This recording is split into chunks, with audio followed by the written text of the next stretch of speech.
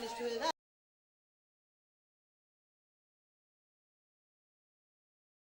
The history books, they tell of their defeat in 45. They all came out of the woodwork on the day the Nazi died. They say the prisoner of Spandau was a symbol of defeat.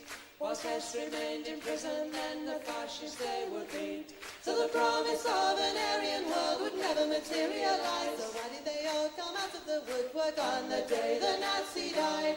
The world is riddled with maggots. The maggots are getting fat. They're making a tasty meal of all the bosses and bureaucrats. They're taking over the boardrooms and they're fat and full of pride. And they all came out of the woodwork on the day the Nazi died. So if you meet with these historians, I'll tell you what to say. Tell them that the Nazis never really went away. They're out there burning houses down and peddling racist lies. And we'll never rest again until every Nazi dies.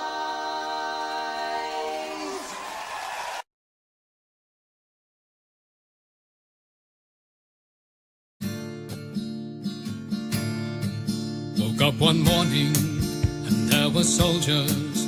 Oh, bella ciao, bella ciao, bella ciao, ciao, ciao. Woke up one morning and there were soldiers. The invasion had begun. Lend me your shoulder, we'll stand together. Oh, bella ciao, bella ciao, bella ciao, ciao, ciao. Lend me your shoulder, we'll stand together. But I feel my time has come, and if I die here for the resistance, oh, bella ciao, bella ciao, bella ciao, ciao, ciao. And if I die here for the resistance, you must lay me in my grave among the flowers upon the mountain. Oh, bella ciao, bella ciao, bella ciao, ciao, ciao. Among the flowers upon the mountain, let me rest among the brave. Someday the people will pick the flowers.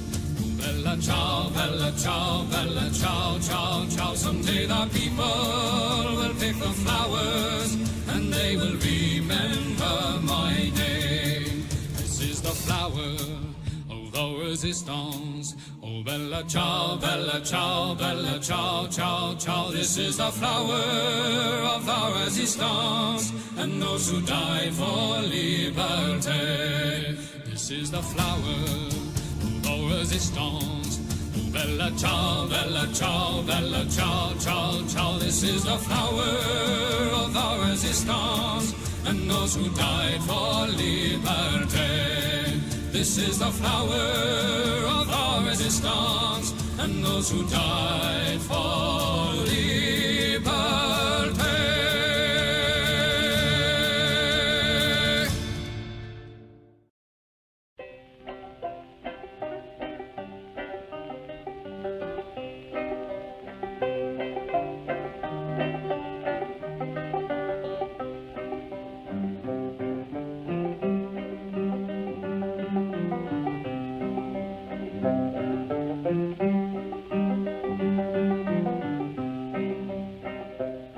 Come all of you good workers, good news to you I'll tell of how the good old Union has come in here to dwell. Which side are you on? Which side are you on? My daddy was a miner and I'm a miner's son, and I'll stick with the Union till every battle's won. Which side are you on? Which side are you on? They say in Harlan County there are no neutrals there. You'll either be a Union man or a thug for J.H. Blair. Which side are you on? Which side are you on? Oh, workers, can you stand it? Oh, tell me how you can. Will you be a lousy scab or will you be a man? Which side are you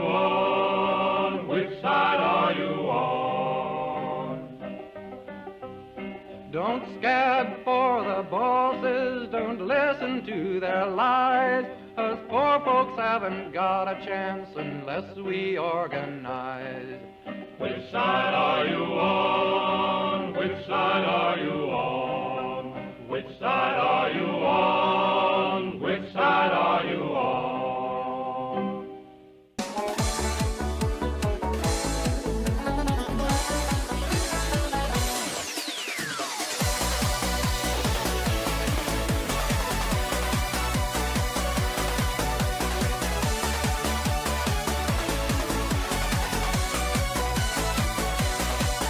I was born in the Dublin street where the loyal runs do be, and the lovely English people walked all over us.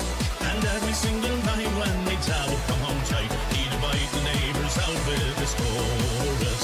Come out, you black and tans, come out and fight me like a man. Show your wife how you won medals down in Flanders. Tell her how the IRA made you run like Galloway from the green and lovely lace of Gilshandra.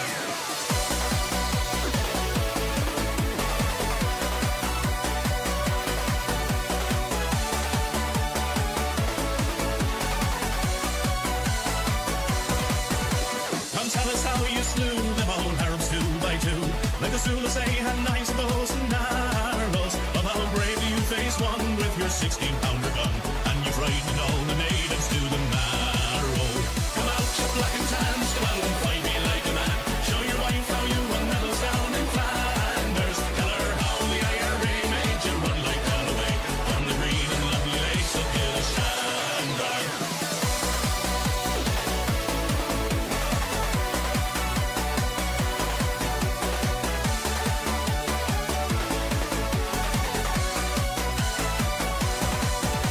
Come let us hear you tell how you slammed the brave Parnell and taught them well and truly persecuted. Where are the stares and jeers that you proudly let us hear when our heroes of 16 were executed? Come out, you black and tans, come out and fight me like a man. Show your wife how you won medals down in Flanders. Tell her how the IRA made you run like Galloway from the green and lovely lakes of Gilshandra.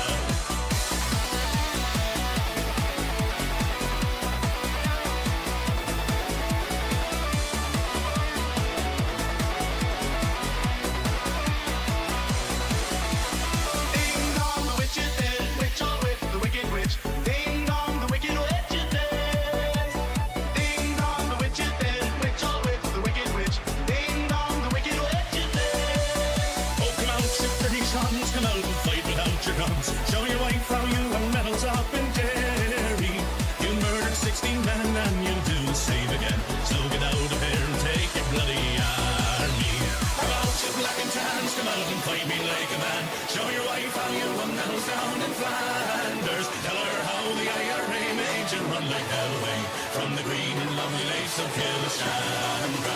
Oh, come out, you black and tans, come out and fight me like a man. Show your wife how you won medals down in Flanders. Tell her how the IRA made you run like Galloway from the green and lovely lakes of Gilshandra. Buckingham Palace announced the death of Her Majesty Queen Elizabeth II. Hello there, hello there, hello there, everyone. Why am I very low down? That is absurd. Anyway, we won't talk about football. It is a silly game. How'd you draw at home to 10 men? Ugh, disgusting. Anyway, yes. How's everyone getting on? You well?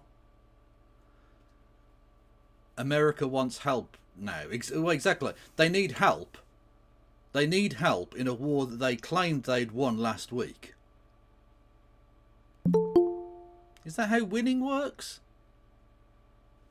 Hang on, what am I doing? 1 second, everybody. Hello.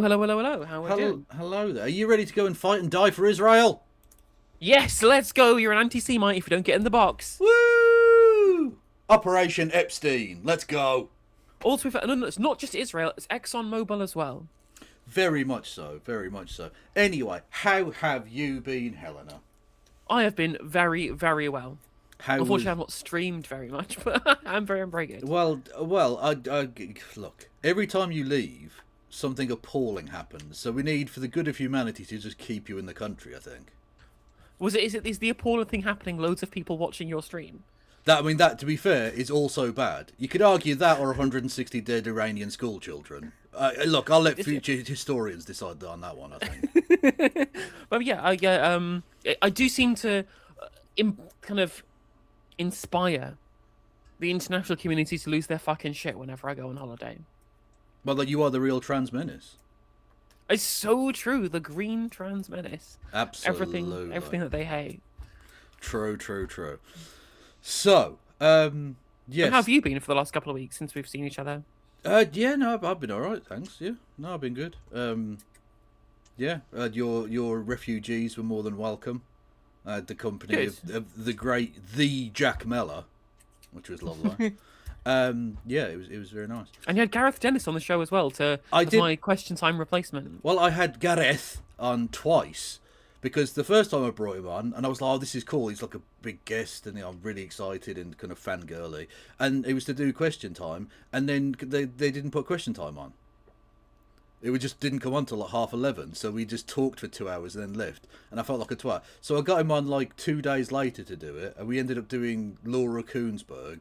And we got through about 20 minutes of it because we both talked and it went on for like 4 fucking hours. It's ridiculous. To be fair, that's basically what happens already. But true, but I mean, he's a talky boy, isn't he? God bless him. He's quite chatbox, yeah. Yeah, which is awesome. Look, it's just you can sit back and just let him do content. Yeah, it's fine. True. True. You know, I'm not complaining. I'm just saying. Yeah. So we're gonna do a cheeky bit of question time. Did we want to take a look at Hannah Spencer's maiden speech at all, or what? I have already. I think most people have already seen it now. Unfortunately, it was really good. I really enjoyed it. It was nice again that it just felt so like sincere in a way that basically all of the fucking briefcases that we're used to just aren't. True, but I did just want to briefly mention her dress thing because that became, the response. Yeah, that became a response. So I'll just share the screen of her so people know what it looks like. Yeah, so the way she was dressed drew some criticisms because obviously she's a woman, so you're just allowed to comment like that, and that's fine and normal. It's true. The only thing that's important about a woman who's an MP is how she dresses and what she does with her hair, because this is definitely a very non-misogynist take to have. 100%. Although actually, oh shit. Okay. On a point of misogyny, right? But woke misogyny. Yeah, we're going there. The other day, I went to the football on Wednesday, right? We beat QPR 1-0. Awesome. Terrible game, though. Doesn't matter. Right. I got recognised, right? Which was fucking awesome. Thank you to that person. And they were very nice, and they came up and said, oh, are you Kevin? And I was like, yeah. And they said, oh, I saw you on turn left. And instantly I thought, please don't stab me. Because you don't know, it could be a psycho. I don't want to get fucking Charlie Kirked at the Tilton Road end. I just don't. I'm like, yeah, it's not. It's a significant downgrade from being done as a prestigious American university. Well, there you go. Yeah. And also the fucking security there is shit, so I would definitely bleed out. They're not getting me to a hospital anytime soon. Anyway, pointless. Right. So, yeah, and they were chatting away, and you know, we talked about the football and that, and he said, "Oh, I've seen a few of your streams," because he'd subscribed to my YouTube channel, and he said, and it's so perfect, it's unbelievable. He said, "I saw the election stream you did about Manchester with that posh bird." I mean, I'm obviously from like the southeast, so I'm hardly like salt of the earth, but there is also the thing is that, compared to literally anybody at a football game in Birmingham, probably I'm very absolutely. Oh, yeah, absolutely. You make every single person in that stadium look like a chimney sweep. Yes, but regardless of that, I mean, bird, right? Problematic, a bit misogynistic, but trans-inclusive misogynistic. Trans-inclusive radical misogyny. You'll have to see it. So, like, it's dark woke, people. It's back. It's back, baby. And I had to literally stifle a laugh because I didn't want to embarrass the guy. God, I just thought that's such a perfect, amazing, mental thing to say to someone you've just met. Okay. Cool. Awesome. No, but they were really nice. Thank you. And don't feel embarrassed if you are that person and you're watching this. It was very nice. And thank you for not stabbing me to death. I did appreciate that element of it too. I tend to appreciate that in most people, to be honest. True, but like you generally you think to yourself, your average person isn't going to stab you. If they know you from the internet and politics, the chances of them stabbing you are significantly higher. It is more of a concern, I think. So you know. Yeah. And I am just as I am very much Charlie Kirk. Much like Charlie Kirk is the new MLK, I am the new Charlie Kirk. Charlie Kev. True. We carry the flame. Exactly, I'm a right pain in the neck. Heyo! Did you see the post where some TERF was just like, I changed Hannah Spencer's hair and clothes using AI so that she looked like Liz fucking Truss. It was just Liz Truss, yeah. It was just Liz Truss. But I just wanted to say, right? She's got like a style, right? Yeah. She likes kind of the kind of velvet waistcoat with this slightly baggy shirt underneath. It's like a glam 1980s snooker player. Oh my god, you're so fucking right. It's giving me... You're so right. It's giving me Dolly Parton meets Terry Griffiths. And I'm very much here for it.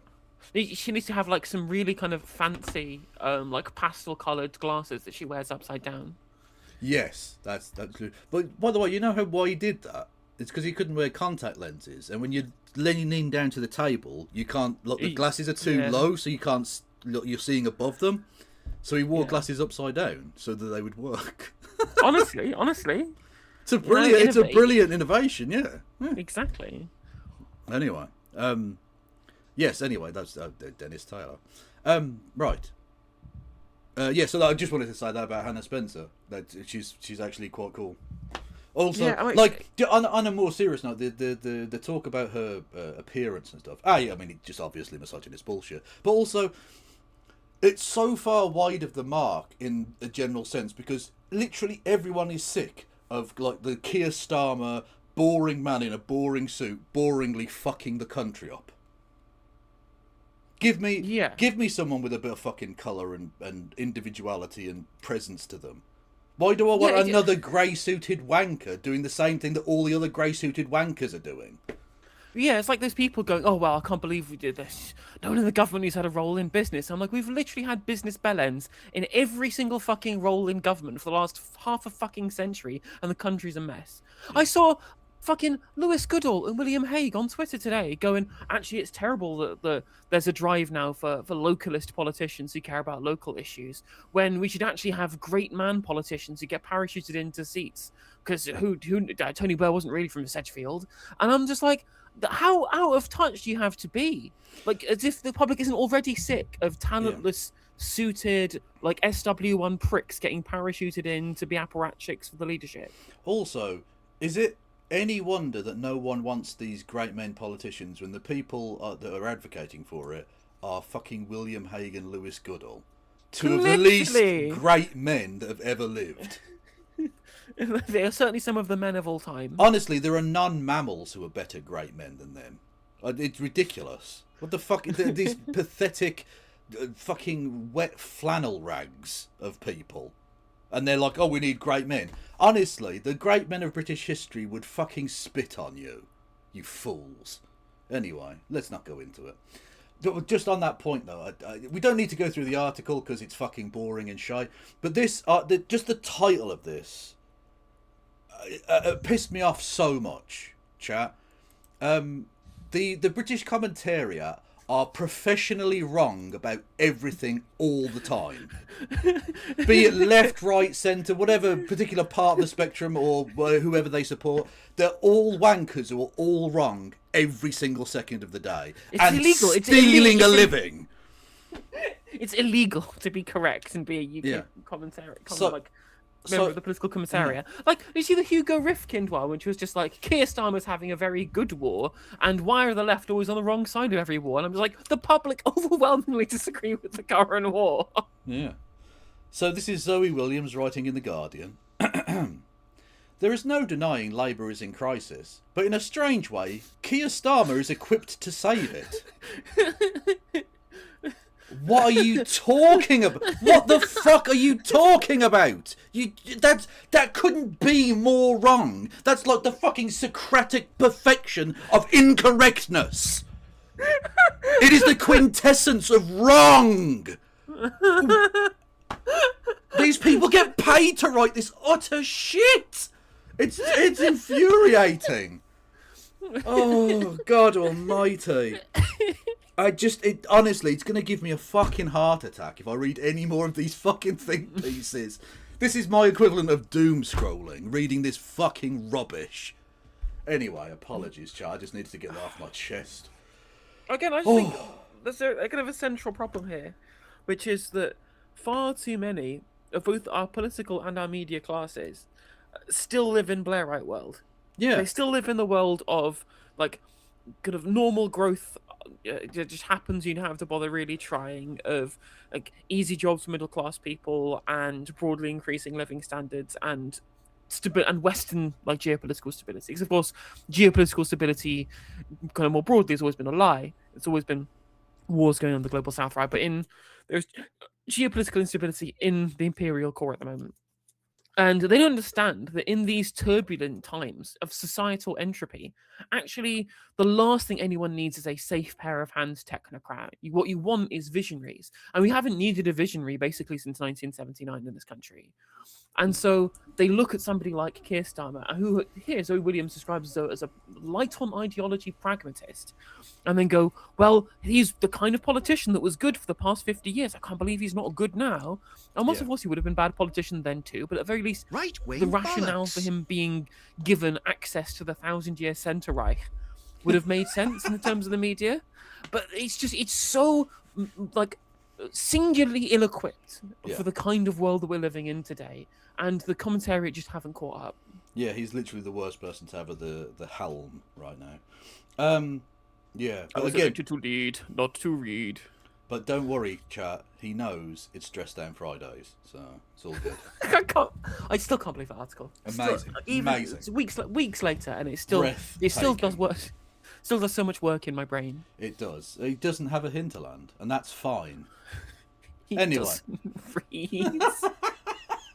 Anyway. Yeah, so again, I just... The British media is basically a works programme for upper middle class twats from Oxbridge. That's it. That's all it is. They just get paid to do fucking nothing. They are literally what's wrong with the country. So, yes, question time. Let's move on to that. Where are we? Yes, from Withenshaw, which is totally not a made-up place name. Honest. I used to work around the corner. Where is it? What part of the country? It's West Manchester. Oh, okay. Is there a chance we might get a regional accent then?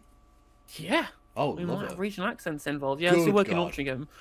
Altrincham is like one of the posh Manchester suburbs around the corner. But for some reason, I commuted from like the shitty area of Salford to go work for minimum wage in a call centre in the posh part of Manchester. It was very strange. Mm. And they do, honestly, I notice this every week. It's always super white. Now, I don't know the demographics of Withenshaw or that particular part of Greater Manchester, but like there must be some people of colour. I can see one black guy. That's it. There's one black guy. That's the ethnic representation of this fucking audience. They did this. They came to Birmingham, a city that a quarter of which is Muslim, and it was just a sea of white people. What the like? I know the demographics of that city because I've lived here forever, and it's just fucking white people every time. Oh my god, it would help if that wasn't muted, Kev, you dopey cunt. Come on now. I love the fact that they just ripped this straight from iPlayer as well. Love it. I mean, to be fair to Brexit Box TV, they're on the money with getting it up on YouTube straight away, which is why they are very good. Yes, yeah. Which is why I'm no longer going to need to use iPlayer, so therefore I will not be having to need a TV license. Fair dues. Well, tonight's question time, we've come to Withenshaw in Greater Manchester. Our audience, as always, reflects the electoral picture, though. There they go. There's the black person. Hello. There you go. There's old Token in the audience. Good to see. Box ticker. Across the nation. Welcome to Question Time on the BBC News Channel, iPlayer and Sounds.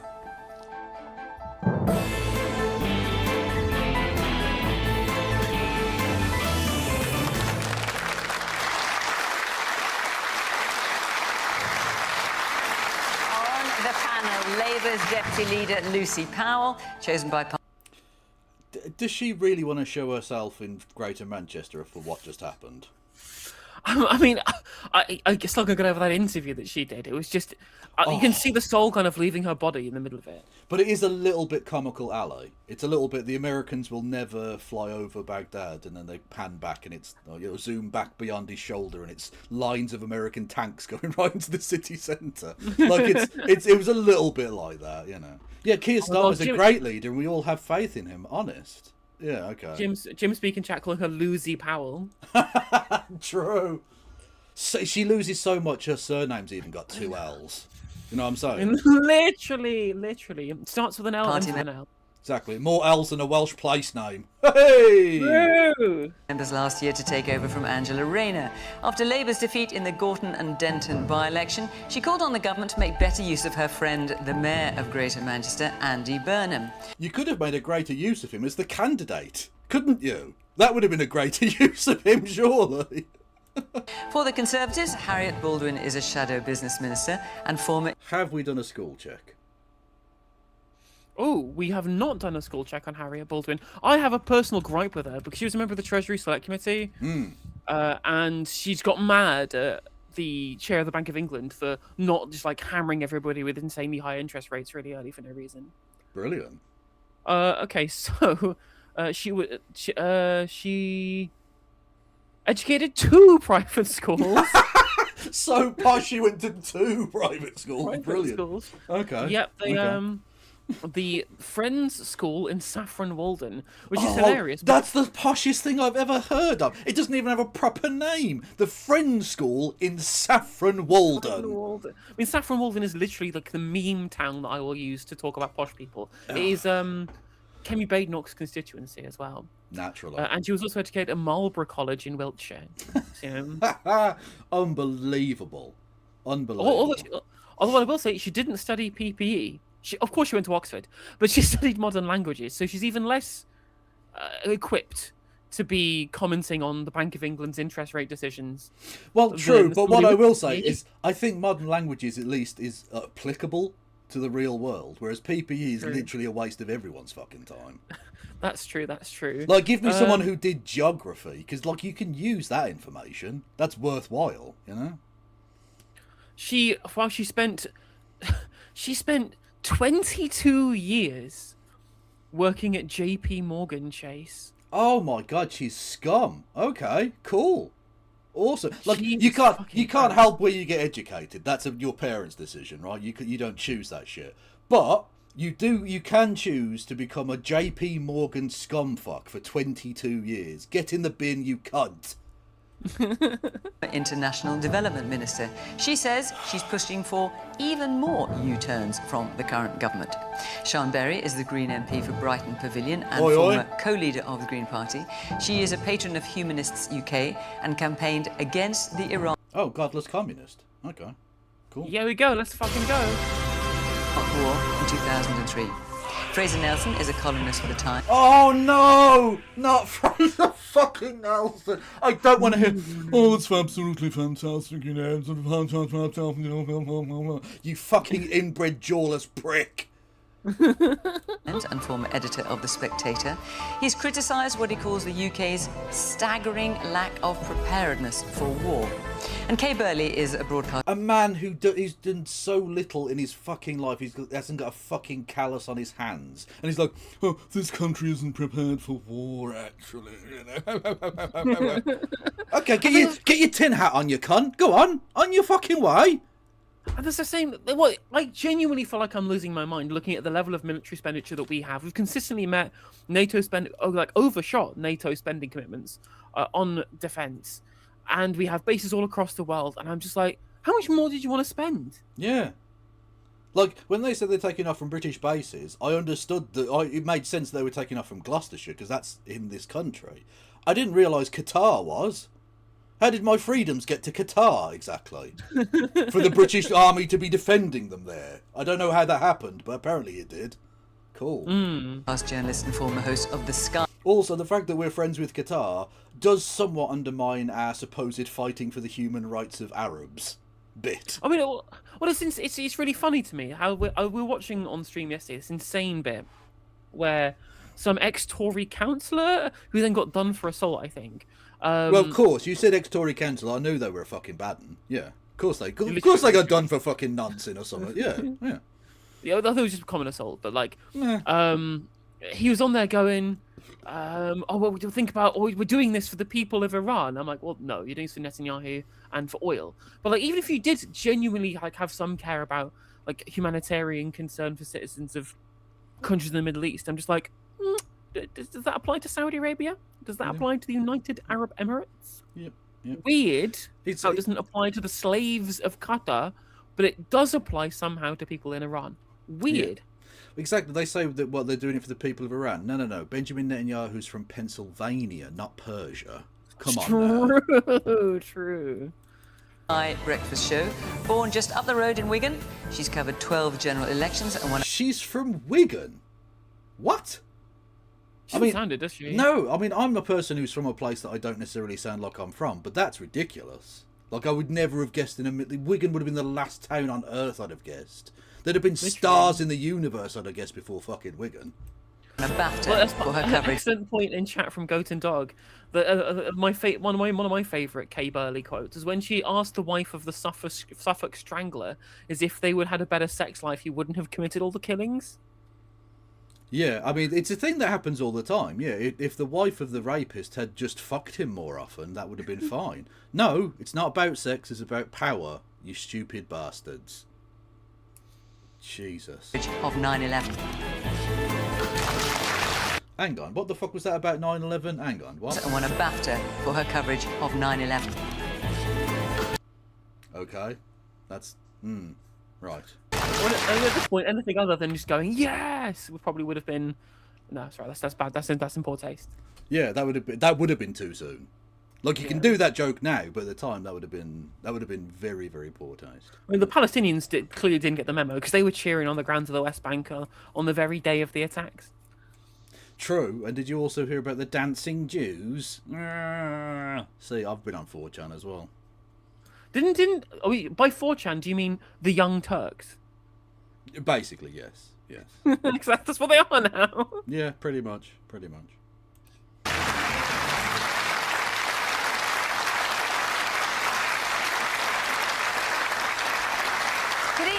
Welcome to our panel. Welcome to our audience here in Wythenshawe. Very nice to see you. And of course, welcome to you at home. Let's get started without further ado. Let's take our first question, which is from David Jones. Is Donald Trump winning the war in Iran, or is it just another Iraq? Well, considering he claimed victory last week and is now asking for everybody else's help in the Straits of Hormuz, is that what victory is? When you need help from other people in a war you've won? Well, the irony, of course, is this isn't another Iraq, because I was just pointing out on stream, right? Obviously, the Iraq war was bad, and the negative externalities were incredibly far-reaching. But at the very least, the proponents of the Iraq war can say, at the end of the conflict, there was no Saddam Hussein, and there was a government that is at least somewhat, a representation of democracy in charge. Of course, we had ISIS. Of course, all the people died, etc., etc. Geopolitical instability, the war on the terrorism coming to Europe. All these negative externalities that made it terrible, and obviously all the people who died made it terrible as well, right? But at the very least, there was an objective of replacing Saddam Hussein with another regime, and it required boots on the ground, and they did it. When it comes to Iran, their entire position here is just kill the Ayatollah, fingers crossed. That's it. Yeah. That's it. And so many fucking idiotic rubes in our media class are out here going, oh, well, the regimes collapse all the time. They collapse all the time. And if you don't support the war, then you love the Iranian regime. And I'm just like, do you think that it's just massive bombing campaign ? Equals liberal democracy? Is that like early learning center, 12-year-old, my first illegal regime change war analysis ass shit going on here? Basically, yes. But also, you missed the two greatest benefits of the Iraq war. Don't clip that out of context. One was the Saddam Hussein hiding in a hole meme. Solid stuff. And secondly, and most importantly, that Iraqi journalist throwing his shoes at George Bush. Mundahar al-Zaidi. Absolute legend. Ledge end. Literally. Fraser, kick us off. I'm not quite sure that's the right way of putting it. The people I'd like... I'm already disgusted. Everything he says is just... It's like fucking nails on a chalkboard with this cunt. I can't... Like, even if he's making a good point, I can't listen to him. Because that's not how any human being talks. Stop being weird. Like, give it to me, slur it like a pisshead in a Glasgow doorway. Please. That's a genuine... I can listen to that. That's how a human being would talk. This is fucking nonsense. Like to win the war of Iran are the Iranians. They have been subject to one of the most brutal regimes in the world, a regime which killed between 10 and 15,000 of them earlier on this year, a regime which goes around finding girls without veils and putting them in vans, abducting students. Now, this campaign... I will just point out, I did Normal Island yesterday, which was very pleasant, and yeah, we talked about the story of the group of Israeli soldiers who sexually abused a prisoner on camera, including the phrase "sodomized with a knife" was a phrase that was used in the official report, and they let him off. They let all of those people off that. You get it, Kevin. They're part of our Western family. They share our values. And then I realised that's supposed to be an ironic comment, but then I also remember that America is the country of Abu Ghraib. So yeah, they do actually represent our values. And they still haven't closed Guantanamo Bay. That's still a thing that exists. I will regard it as a success only if the Iranians manage to get put into the democratic country, which the polls show that they want. Now, okay, that's fine. But what about if they elect, let's call him Bahamid Bossadegh, and he decides to, I don't know, nationalise oil? Will you still think that the democracy was fine and that we shouldn't overthrow them and replace them with, let's say, the Bar of Iran?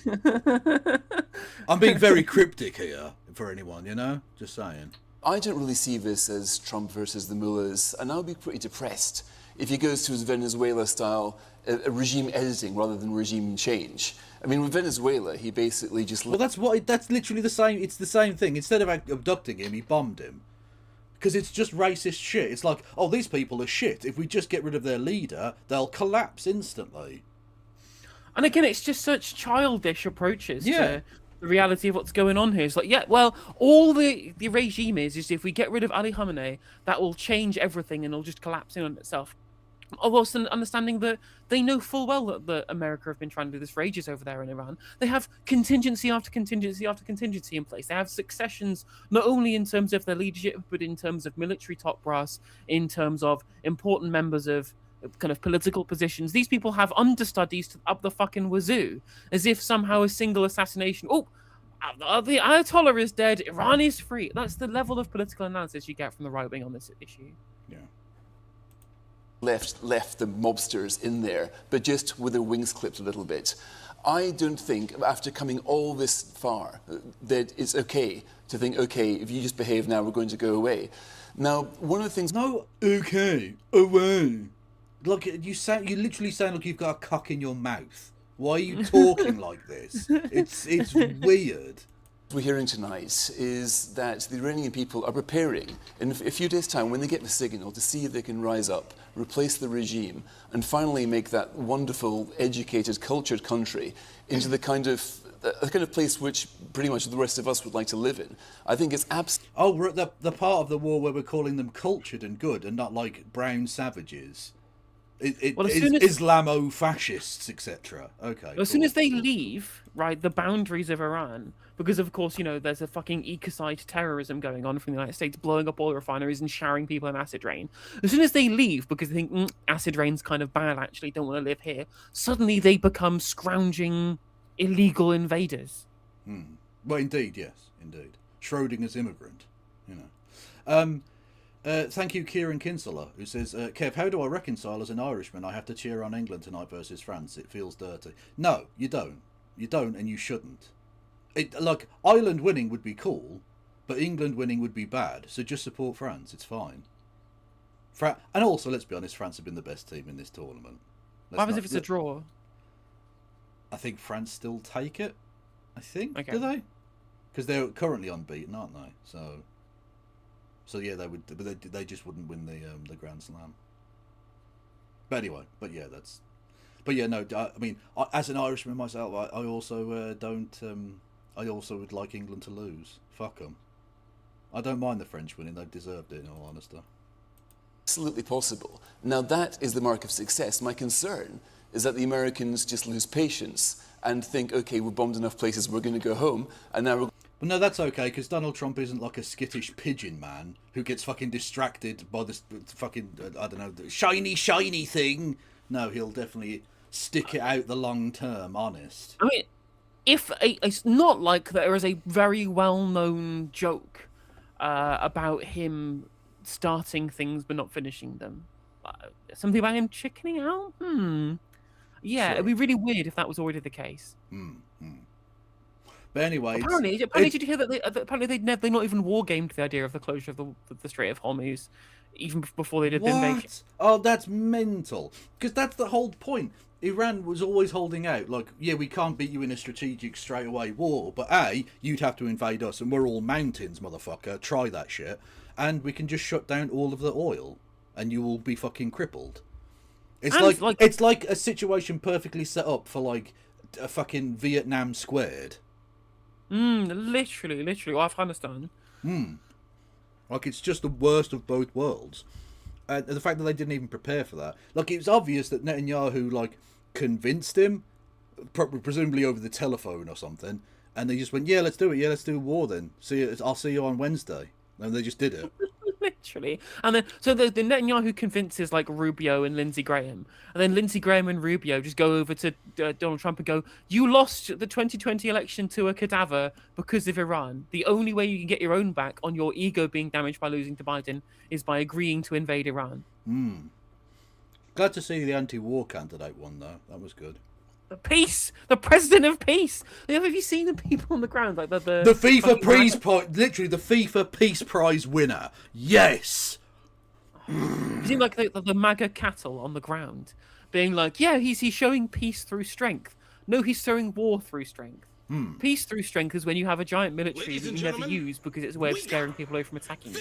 I don't think that's necessarily a good plan. Most people who engage in an arms race finish off that arms race with a conflict to justify the money that was spent on the arms race, right? I don't believe that peace through strength works. But even by its own ideological precepts, that person doesn't know what the fuck they're talking about.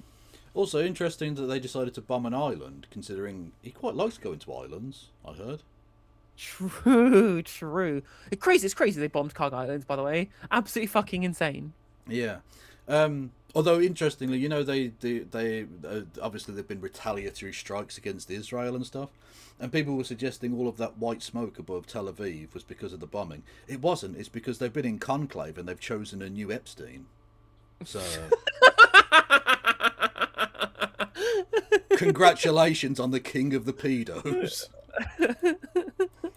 We're going to leave the mullahs to carry on with the repression. Lucy, I mean, I think partly what Dave's referring to is the Iraq war obviously lasted for 8 years plus. I mean, is that what we're heading for? Well, I really hope not. Absolutely, because this is causing great... God almighty, she said 7 words and she's already sucked the life out of the room. Fuck me. Even for a Labour politician, this is soulless already. Jesus. Just an absolute riz sponge.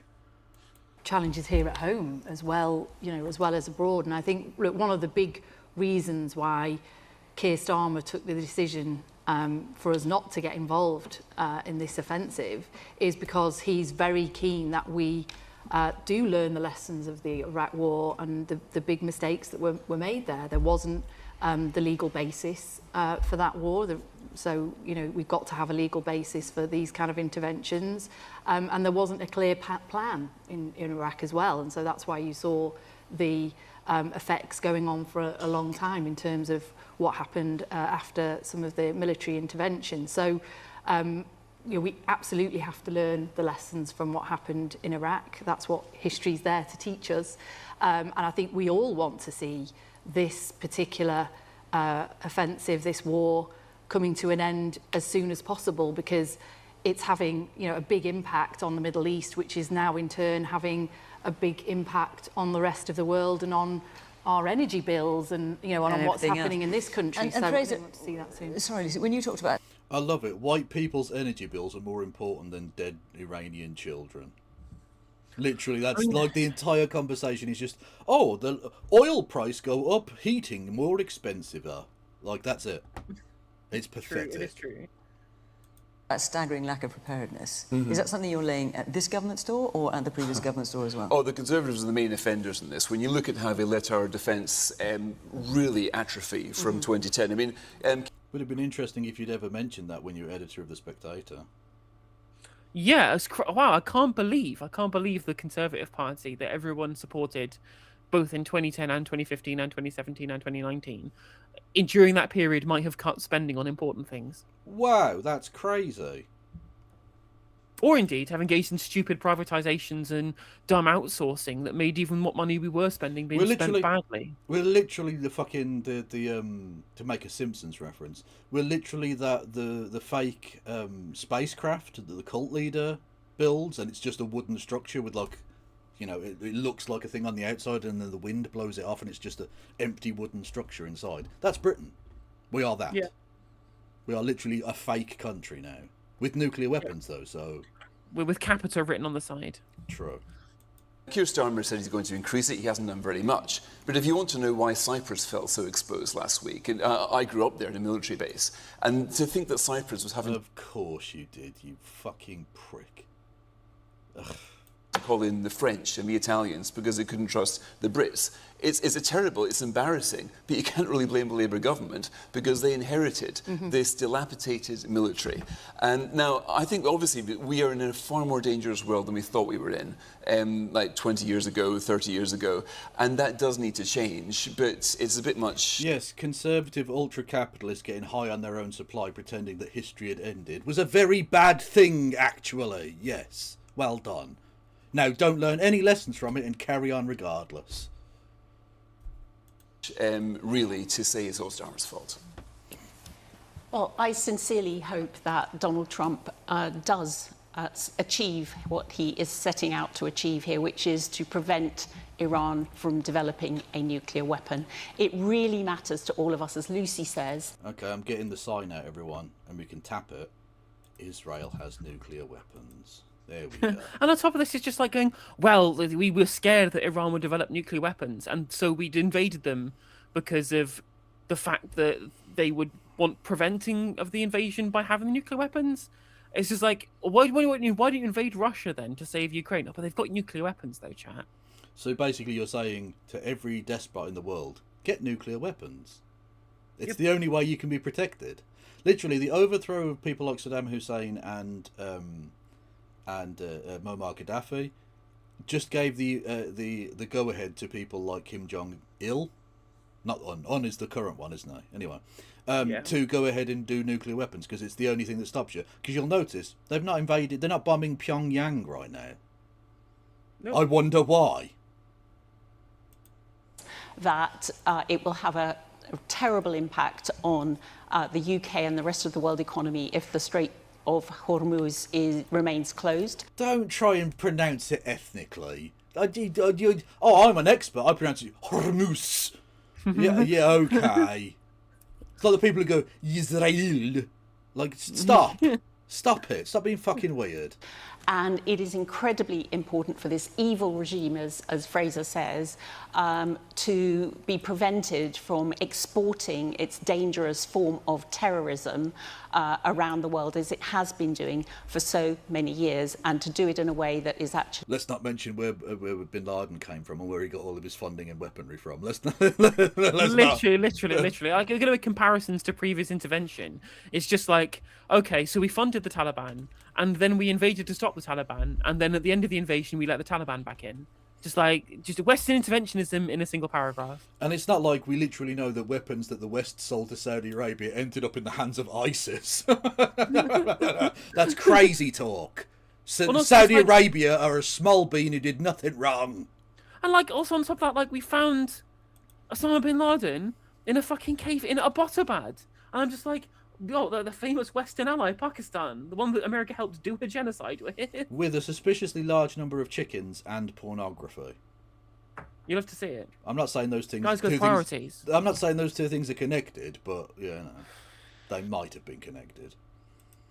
Armed with a nuclear weapon. Now, where I would differ with what Lucy says is I do think that the UK should play a role in helping Donald Trump by being successful by allowing. Can we just clarify what your policy is, Yeah. Yeah. So, because I've listened to your. Yeah, Kenneth has made this very clear. They are both for the war and against the war, and for joining the war but against joining the war. I don't know what more clarity you could wish for from the leader of the opposition, Kenneth Badry Bobs. It is really incredible the level to which that in this situation, the mainstream politician that has looked the least flip-floppy is Keir Starmer. Yeah, I mean, he's cocked as fuck, obviously, but yeah, he has at least stuck to the... No, we're not in the war, honest, but we're going to let them use our bases. It's true. That's been that's the line from day one, and they've continued with that line. Yet when it comes to Farage and Kevin, they've just constantly changed their position over and over and over and over again. To be fair, again, the comparison with Iraq is kind of stark, because it took the proponents of the war in Iraq several years to admit that they were wrong and change their position completely. Whereas it's been like a week, and everyone who was cheering the war on has gone, this is going badly. Nothing's happening here. This is terrible. Oh no, we were against the war altogether. You know, we were honest. Don't look at my tweets from 7 days ago, though. Honest. Leader, pretty much throughout this is day 13 now. So to begin with, Kemi Badenoch was saying RAF jets need to do more than stop the Archer, shoot down the missiles. They need to stop the missile sites. You need to go to the source. Now, that sounds to me like the source being in Iran, the RF jets need to go to Iran and bomb those sources. She's now saying, that's not what I meant at all. What on earth did she mean? Well, no, to be fair, as leader of the opposition, she's decided to be oppositional to herself. to oppose the things that she has said.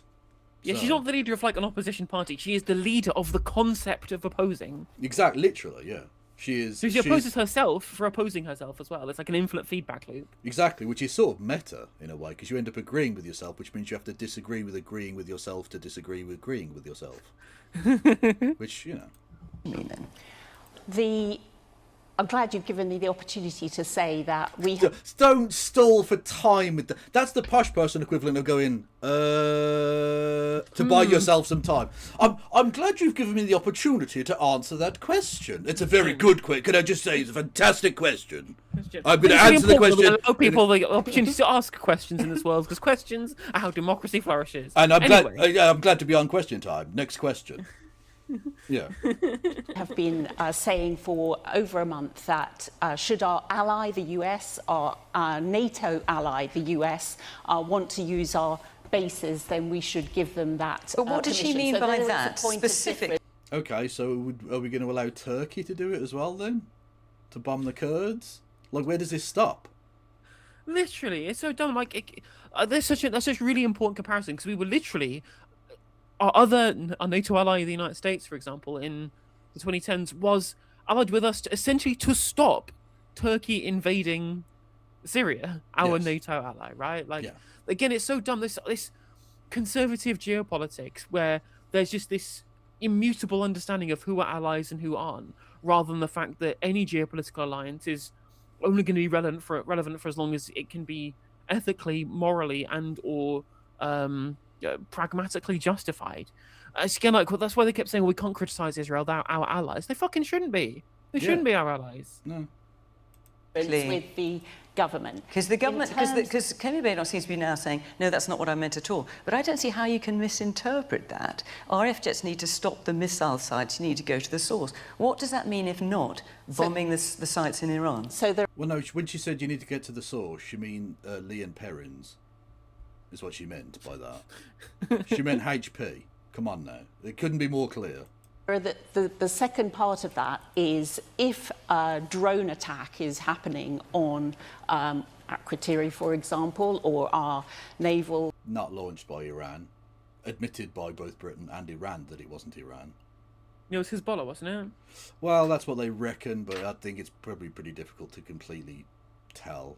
I still wouldn't be surprised if it was Israel doing a false flag, but We will possibly never know. I don't, No. I mean, yeah, like it seems to me the most likely possibility is that it was a reprisal from Hezbollah because of RAF criteria being used to spy flights for Israel during the genocide.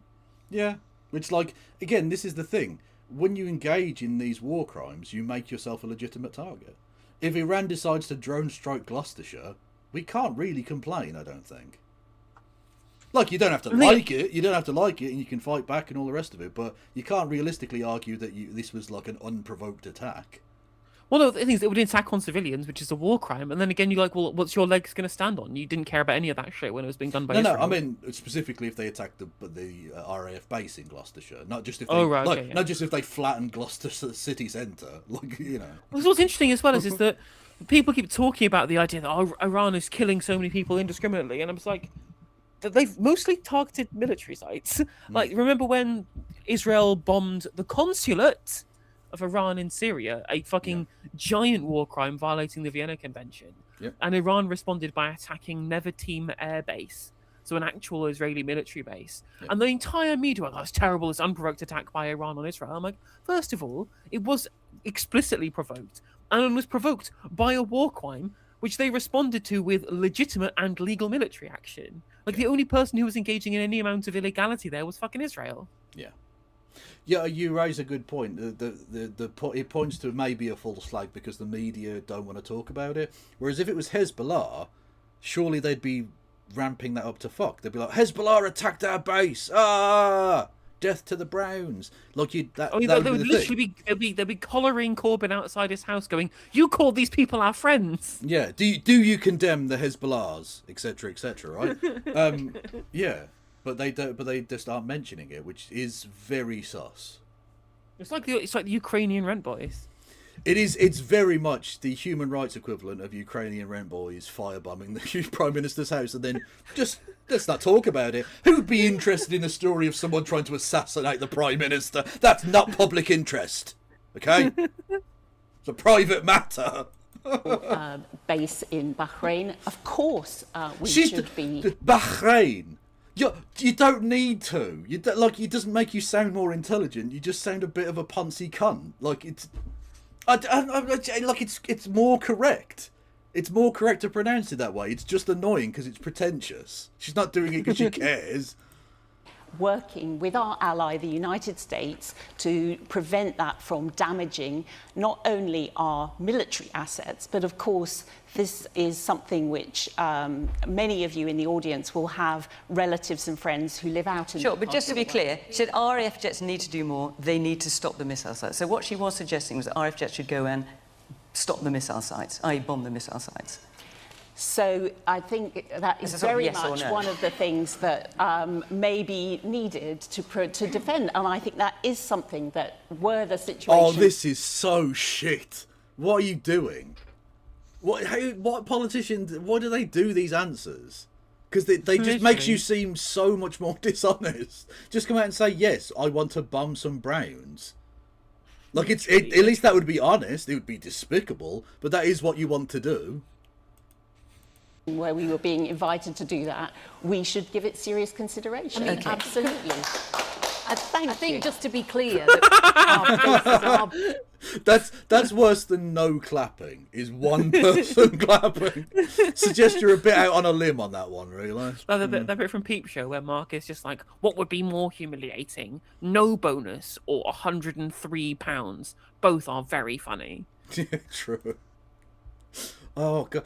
The bit from Peep Show that constantly appears in my head when he goes, "Oh, we have nothing to fear but fear itself." Really? What about shitting yourself on the bus? Or your family dying? Yeah, exactly. Yeah, all of those things happening at the same time, plus you're drowning. Yeah, that would be terrible. That would be a terrible thing to happen. I do fear those things. Yeah, it's possible. Being used to defend British citizens and to defend British assets.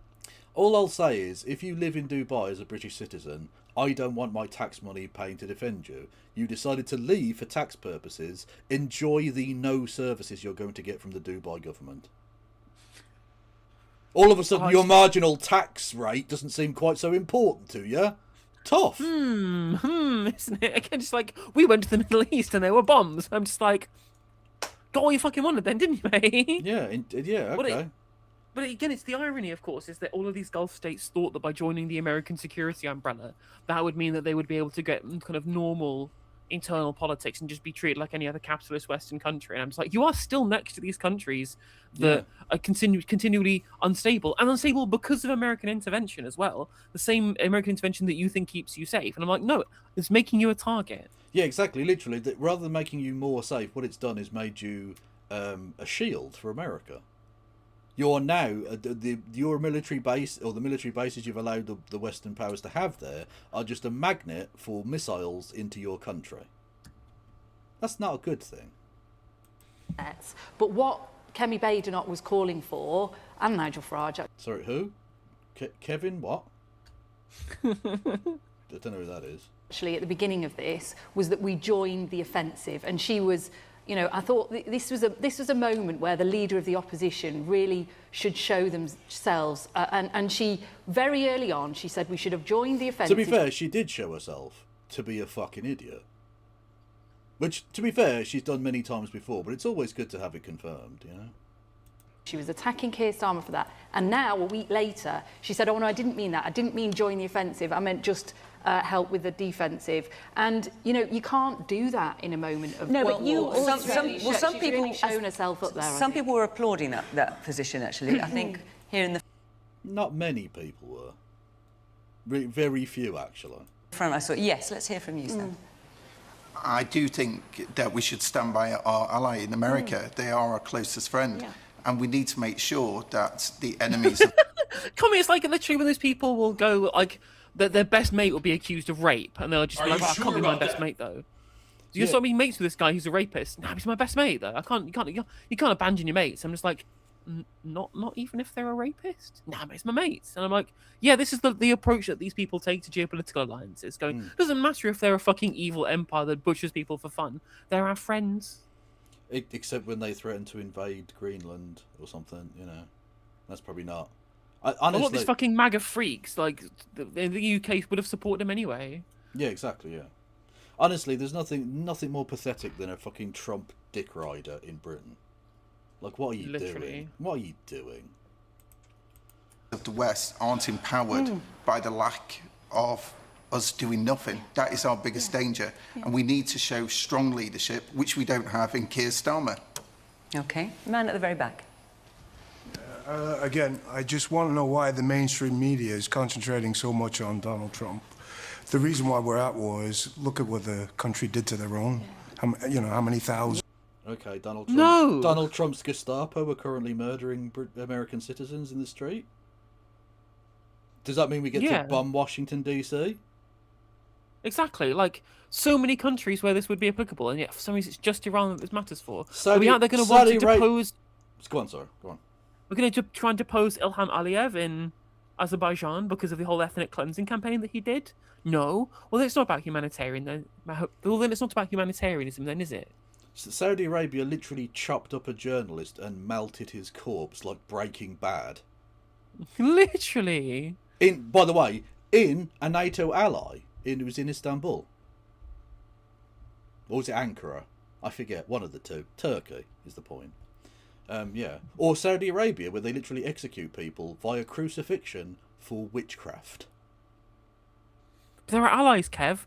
Well, I can't believe you would want to break down the relationships that created Mr. Beastland. Literally. And have you seen all of the great sport they have there now? Oh, I really like them. Oh, by the way, I would like to say, I'd like to make an open call. Mr. Supreme Leader, okay? Mr. Khamenei, if you're listening to me right now, right, please bomb Mr. Beastland. The whole world will thank you if you bomb Mr. Beastland. And make a really cool, highly edited YouTube video about it. Would also be very fun. Literally. Do some like Al-Qassam style propaganda videos about it. Twitter will go fucking wild. Honestly, you would quite literally you would blow up the internet. Oh, Twitch moderate. This is a joke. I do not think that Iran should bomb Mr. Beastland. This is a joke. Can I make it very clear? I am joking here. I would very much like the conflict to stop happening and for everyone to stop shooting each other, please. Well, I would like that, but if it doesn't stop and they do bomb Mr. Beastland, I'll be honest, I would giggle my bollocks off. It would be very funny. It would be hilarious. Slaughter of their own people. I think it's disgusting. Yeah, absolutely. Thank you. Man here in the pink top. Yeah, hi. I believe Sir Keir Starmer made the right decision in the first place by not going to war. However, once our bases were being attacked and more people were in threat, then I think that then gave us the legal basis then to go ahead. And I actually To go ahead and do what? To actually bomb Iran and... No, hang on. So the Prime Minister making a decision to allow our bases to be used gave us the legal permission to bomb a foreign country? I don't think you're a lawyer, mate. I mean, it's just like, did you see David Lammy was asked by Ollie Dugmore, do you think that the strikes by Israel and the United States, the initial strikes, were illegal or not? And he was like, well, I think it's up to them to decide whether it's illegal or not. I'm like, no, you're the Justice Minister. Do you not think that that'd be a really weird system of justice if we asked criminals, do you think you're guilty or not? Well, yeah, because basically, well, maybe that's the next step. In order to save money, they're getting rid of jury trials. Maybe next, just get rid of trials altogether and just say, are you guilty or are you not guilty? And however they answer is what the decision is. the submission of guilty or not guilty is also the verdict. Cool. Okay, saves a lot of time and money. Let's go. Because the thing about criminals is they would never lie about not doing crimes. They're very trustworthy, you say. Try and eliminate any source where... You know that phrase, there's lots of honour amongst thieves? The weapons are coming from or being produced. Yeah. Okay. Sean, I mean, do you agree with that? I mean, let's be clear. This war from Donald Trump is an illegal war, and both Reform and the Conservatives were completely True. First applause of the night. Was that more or less than the one person who applauded the Torah? Again, it's just so funny. Again, the public overwhelmingly opposed this, both in terms of the outright war itself and indeed the limited and specific use of US bases by the UK government, in the words of Keir Starmer. You know? Yeah. Like, overwhelmingly, they are against this because they've been burnt by Iraq. Yeah. They've been burnt by Libya. They've been burnt by Afghanistan. They've been burnt by Syria. No one supports this. It's just like, it's so easy. It's just a giantly easy win for the Greens to go, nah, fuck this shit. Don't want it. Yeah. Thank you, Ovid Historian, for gifting us up to Bilderberg, by the way. I missed that one. Much love. Yeah, exactly. But as it comes to anything to do with Israel, the British establishment are so out of whack with public opinion. It's so obvious that they're bought and paid for. One way or another, whether it be compromat or money or just being inculcated in the Atlanticist fucking Zionist supremacist system, that they just go along with the flow of it, to the point where you can have like 95% of British people against a thing, and they're all, the British media establishment are 95% for it, you know? And you'll have think pieces from people going, Benjamin Netanyahu may not be the nicest man in the world, but he is also very handsome, says person in The Guardian or something, you know? so gung-ho in supporting it. Listen to that. The British people, the polling shows about 60% of the British people are opposed to this because we learned the lessons from Iraq, that getting involved in American aggression, which is what this is, doesn't end well, particularly when it's without a plan. And the Iranian regime is horrific. Let's be very clear about that. It's despotic, it's murderous, it needs to end. But so far, this war has been no help at all to the people of Iran. They must be wondering what they're supposed to do. Will Donald Trump be there? I mean, you said, Fraser, that you know, maybe he'll lose patience. I think he'll lose interest, and they will be stuck in a destabilised country with a regime that is worse than ever before. It is. And as with every war that's ever happened, including, when it comes to bombing people and all the rest of it, it rallies people around a leadership. Even people who don't like the current leadership realise that the current leadership are the ones that are fighting back against this. So you instantly hand a massive propaganda victory to the people you're supposedly trying to weaken. I think what's especially absurd is I think that'll be true of the Supreme Leader. I don't think it'll be true of the President. I think Masoud Pezeshkian, as a reformist, is essentially trying to say there can be some kind of geopolitical accord struck with the United States. It's why Iran was so happy to go into negotiations with the US, mediated by Oman, that were going on at the time when the attack started by Israel. And all of that strategy that's dead in the water. The reformist strategy in Iran is totally dead now, because the one thing they would say was by finding an accord, by finding some kind of common strategy with the West, who we oppose, we'll be able to have a safe country we can avoid invasion. And they got fucking invaded anyway. They gave things up to the United States, and then they invaded anyway. Why the fuck should anyone vote for a reformist in Iran now? Yeah, literally. And it's the same thing that happened last time. When they were saber-rattling towards Iran, it made the Iranian people feel less stable, and so they voted for fucking Mahmoud Ahmadinejad. Exactly. A fucking Holocaust-denying fucking lunatic. Yeah, like, Pezeshkian, for it's not perfect. He's been a pretty good president in terms of the strategy that he's taken, in my opinion. It's just a strategy that relied on there not being a fucking demented, fucking crazy person in the White House. Yeah. Is incredibly worrying what's going on, and I think it is right that the country, our country, was cautious at first. I'm worried we are getting dragged into this now. I don't think that's what people want. I'm trying to work out if I'm the only one in the panel who actually wants this regime to fall. I said exactly that just then. I said the regime needs to fall. But this you're against action attacking it. has not helped. I'm against bombing people, Fraser, yes. But Apologies. again, at least he can't against his fucking thick skull that bombing a country and incinerating its oil reserves and causing ecocide acid rain to fall on the cities of millions and millions and millions of people, creating another refugee crisis, because of course refugees are hated by the rather right wing, but they love creating them. And he goes, well, I can't believe you'd say that you oppose this, even though you want the regime to fall. I'm like, how? How is the regime going to fall? At no point, Fraser, have you dictated to anybody at all how anything of what's being done right now will cause the regime to fall. You haven't. No one's done this. No one's shown this to me. Helped to achieve that at all. We're midway through. I just don't see that there's a plan. Well, you say we're midway through. America's already done its mission accomplished. They said That's they'd literally won, already yeah. happened. It's already happened. Pete Hegseth did a little fucking wanky rain dance thing about this the other day. Like, I'm sorry, you can't do the mission accomplished and then be like, well, we're midway through actually. To end the regime, and Donald Trump even himself has been. Also, where the fuck is this absolute goon's chin? Where has that gone? You freak. Unclear about what his war aims are. Are they to do with regime change? Are they just to do with the nuclear I get it, but worries? you want the regime to fall, and you do too. It's a terrible regime. It is a terrible regime, and they have murdered tens of thousands. What are you expecting anyone to say, Fraser? No, actually, I love the Ayatollah. Yeah, I think we should have an Islamic theocracy here as well. Like, what are you expecting them to say there? Like, do you think that's some great victory? You got people to oppose, like, horrific religious oppression of people. But again, it's like if you apply this exact same logic to the Iraq War, what essentially Fraser Nelson would be doing is accusing anybody, all the millions of people who marched on the streets of London, as secret Baathists.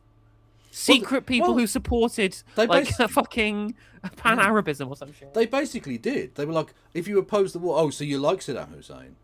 No, but I just don't want you to, like, bomb random Iraqis, you pricks. I actually don't think torturing random Iraqis in a jail will help. What does it lead to? It led to the fucking creation of ISIS and the total destabilization of the entire fucking region that led to a forever war that took us into fucking millions of different countries. Which is exactly what they wanted. Like, Israel loved it. Israel fucking loved it. It's destabilized every country around it. Yep. Thousands of their own people And not just even who not just in Asia. It's like fucking the ISIS stuff that spread to Africa. Yeah. That spread as far as fucking Nigeria. Yeah. And of course Israel loves fucking around there as well, because they're, you know, close enough that it matters, Red Sea and all of that, they're the only country in the world that's recognised Somaliland. And like, it's literally part of the modern understanding of where the nation's borders are drawn in Africa, that we all essentially agree, because the region has been so full of conflict for so long in terms of different factions warring with each other, to the countless deaths of so many people, that the modern iteration of African politics is that everybody agrees the nation states are where they are, all the lines have been drawn, we're not going to change any of it, because as soon as we do, it'll end up into a huge amount of regional conflict. Guess who would profit from a fucking regional conflict? Of course it's fucking Israel, so that's why they don't care. rising and protesting. But you do have to, I think we have to have a legal basis for these kind of interventions. You do have to have a plan of action to make sure.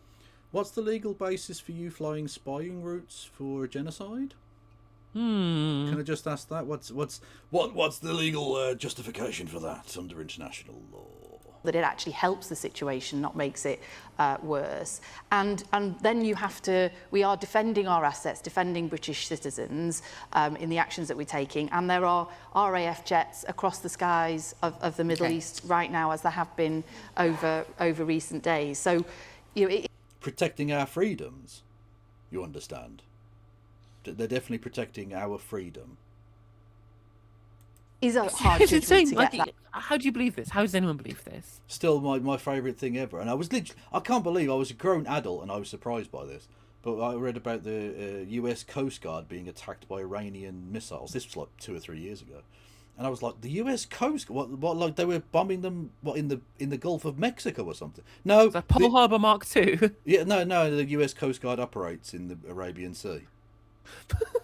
I guess they're protecting their assets in fucking the tax havens. The Coast Guard. Look, you realise the US Coast Guard is for the US coast, not all coast. That's not how it's the US bit is quite important there. You should probably operate outside the US coast. Lads, just saying. That right. I think Keir Starmer's got that absolutely right, and it's difficult in these. Maybe they got lost. Well, to be fair, the first white man to try and get there was trying to find India. So, you know, the white people in North America do not have a great history of finding the place they set out for, is all I'll say. And being rapists and genocidal freaks as well is also a common theme. Times to do that. But the easy thing is to say, oh, let's just all fully go in like the Conservatives and Reform have, or to say, well, let's have absolutely nothing to do with it at all and not defend British citizens and British assets. So I think we do have to get the balance of that right. Well, Sian, listen, obviously I've talked to Harriet about what the Conservative policy is. Let's talk about the... Leif Erikson got to Canada. That doesn't count. That's not really America. That's basically Britain Mark II. Don't be silly. Green policy for a minute, because I'm a bit unclear when it comes to NATO. So the Green policy is not to have a nuclear deterrent and to cancel Trident. That is clear. When it comes to NATO, what's this? Hang on. So this is now. So this isn't about Iran anymore. This is what, just bash the Greens bit of the show. Cool. The Green policy used to be to come out of NATO. Then I was listening to your leader Zach Polanski just in January, and he began by saying that Green policy was to reform NATO from within. It is. But he then went on to say, but it can't be because of Donald Trump. So step 2, as he put it, which is... Oh, well, when I say Canada, obviously Canada didn't exist. But the bit of land that Leif Erikson landed on is now part of Canada. It was Newfoundland. Yes. What he was suggesting is where we are now, is to look at an alternative alliance with Europe, Brazil, Mexico, countries from the global south. So just translate that for us. That means... To be fair, right, on this show, at least they've got a green person on for the green bashing segment of the show, which is rare, because they do one every week. It's just they very rarely have a green person on to respond in person, which is nice. Yeah. But I think at least at the very least they're actually saying the policy as it is, which is to try and reform NATO and, if that's possible, seek an alternative defence arrangement. And to say that Donald Trump upends that is just literally factually correct, given that he tried to invade fucking Greenland. You know, this shouldn't be controversial. And Europe is already rearming itself. There is already a kind of broad agreement in European defence. Before Brexit happened, there was talk of a European kind of united army, you know, a European military.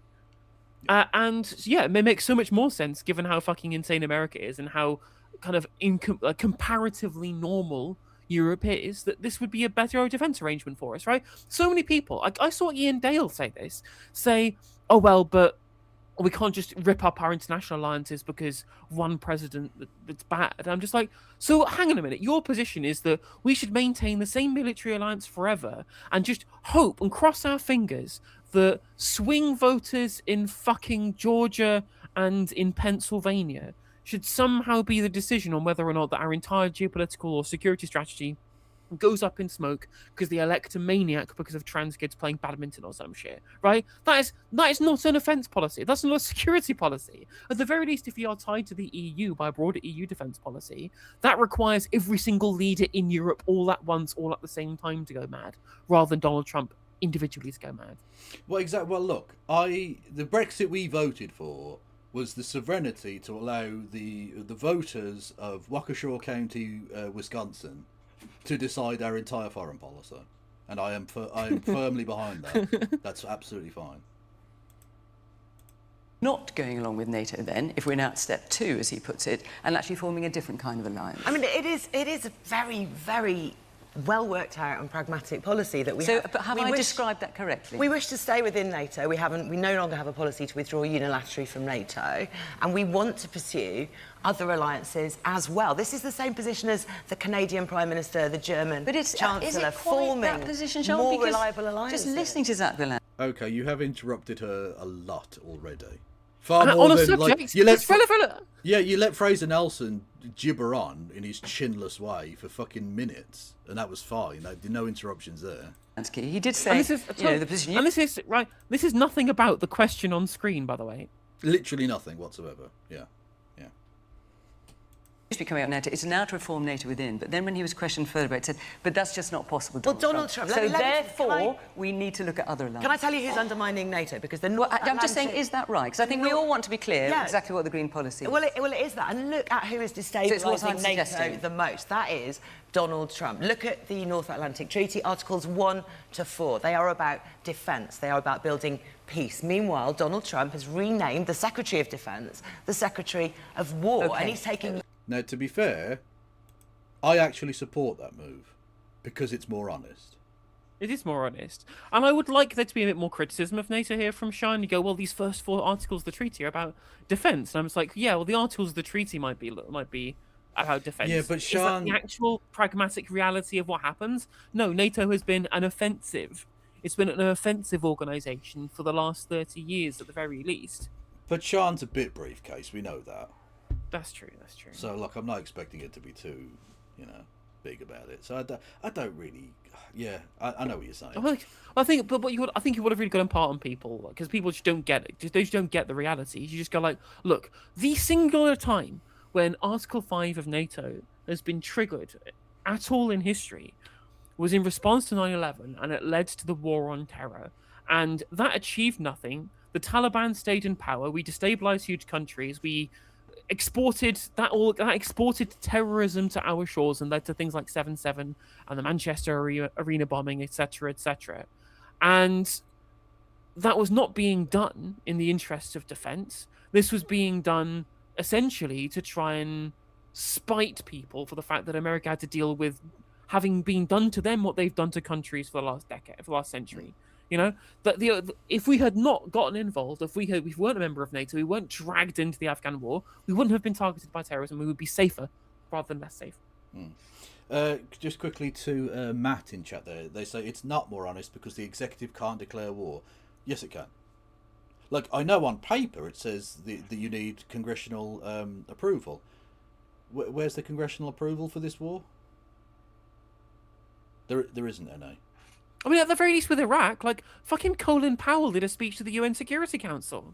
Yeah, it was illegal. It wasn't a good speech. At least they tried. At least there was the artifice that they were at least following, like the UNSC and the UN Charter. Stop pretending that the bits of paper matter, because they don't. It's how it's enforced. Stop pretending that because it's written down that you have rights, that you actually have rights.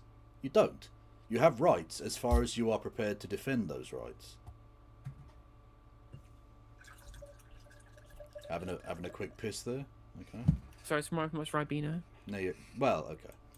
So we know that. So the Green policy is to turn away from... warfare. Just to be clear... Imposing sanctions really on his own allies. Okay, but just to talk about the Green Party for a minute, because that's obviously who you are part of and you're here to represent. The Green Party policy then is to turn away from NATO and instead form a different global strategic alliance. Is to look at other things as well, because we cannot rely on the USA. And does anyone think we can with Donald Trump in the White House? Does anybody have a plan B, though? I mean, who are we going to rely on if not America for a national security? Europe! I mean, Europe! Obviously fucking Europe!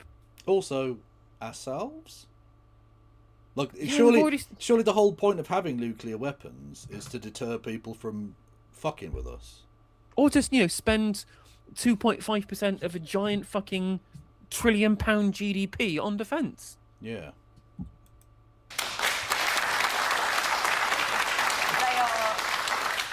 This is exactly the position of the Canadian Prime Minister, that we do need to look. Yeah, but he is also a melter. Like, I don't get me wrong, I think we should fucking get rid of NATO. NATO is an outdated, outmoded, American imperialist endeavour, in all honesty. Yeah. But regardless of that, the praying in aid Mark fucking Carney for your policy position is not like... That makes me think, am I wrong?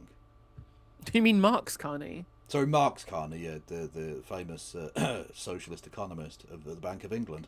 Yeah, look, praying in aid him and fucking Schultz in Germany makes me really introspect. Like, if I'm on their side, do I want to be on this side? I'm not sure. That doesn't feel good.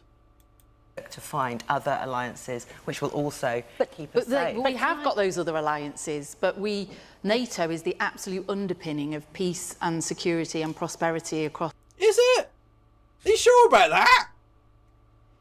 Bloody shit. That's so funny. They just say this shit and they don't even believe it. Yeah. Are you sure about that? The Western world, which is for why I was just decades and expressing. decades. Across the Western world, that's why. Yeah, because it doesn't lead to much peace and security in the Middle East now, does it?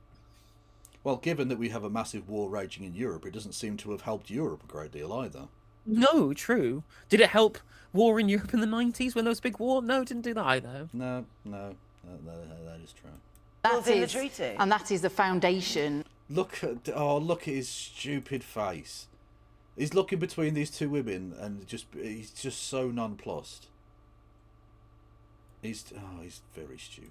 Of our security and stability, and if you look at what we've been doing in recent months with the Coalition of the Willing, for example, which Keir Starmer's been leading across Europe, and the Coalition of the Willing, what? I'm interested. What? With That's other not a allies NATO as well. operation either, so you'd leave No, NATO but there are other and allies. unilateral nuclear disarmament. That's green policy. We are in favour of nuclear disarmament. We think it's a war crime to use a nuclear weapon in any circumstance. Yeah, unilateral, as in we've got the sovereignty to get rid of nuclear weapons. And again, like, no one's going to fucking invade this stuff, eh? Like, what's the point? Yeah, exactly, yeah. Also, and again, I've said the point, if we're broke, where are we getting this money from for nuclear weapons? If you can't afford to feed people, how can you afford to feed the military machine? Well, again, it's really funny how the magic money tree immediately just is immediately available as soon as military spending is concerned. Yeah. All right, let's hear a bit. Okay, I'm going to come to you, I promise. I'm just going to hear a bit more of the audience. There's a guy in a black top with glasses in the middle. Yes. I'd just like to slightly take issue. Oh, wow, they found him. Hello. Oh, it's two ethnic minorities. Just going to get a drink, 1 sec. With what Sean Berry said a few moments ago. I'm not Donald Trump's biggest fan, but he's actually been calling for more countries to pay their fair share into NATO, actually. And just secondly, I find this debate quite confusing because I think everybody... Yeah, the person who likes Donald Trump's foreign policy finds things confusing. Shock horror. Who could have seen that coming?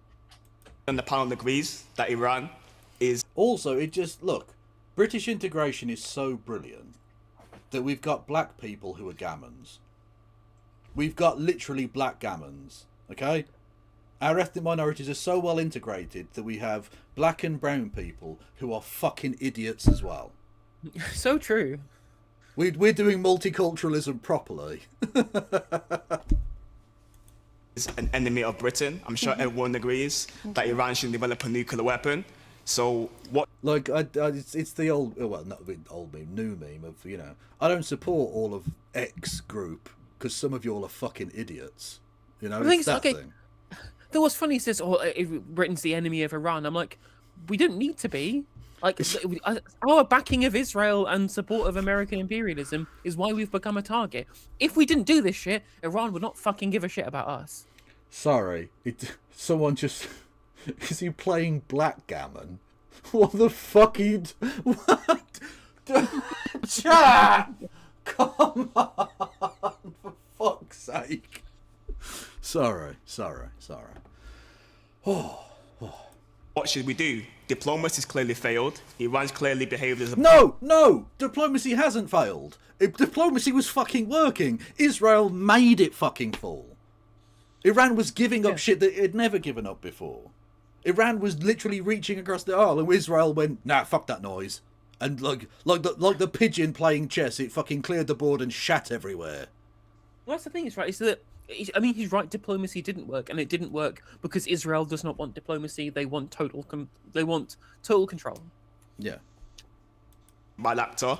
Which is why when fucking Hamas negotiators turn up, they bomb the hotel they're staying in, because you never know, an agreement might get reached, and then the war would stop, and that can't be allowed. Can't be trusted in terms of the uranium that it's enriching, and lying about the level and whether they enrich it for peaceful purposes or not. So for me, I think... Right, and as part of the negotiation that you seem to think had failed, they had given up for the first time ever. They had promised not to store any enriched uranium materials. That was the first time they'd ever given that up. That was a red line before, and they'd given that up. And Israel went, oh shit, they're close to a deal. Fuck.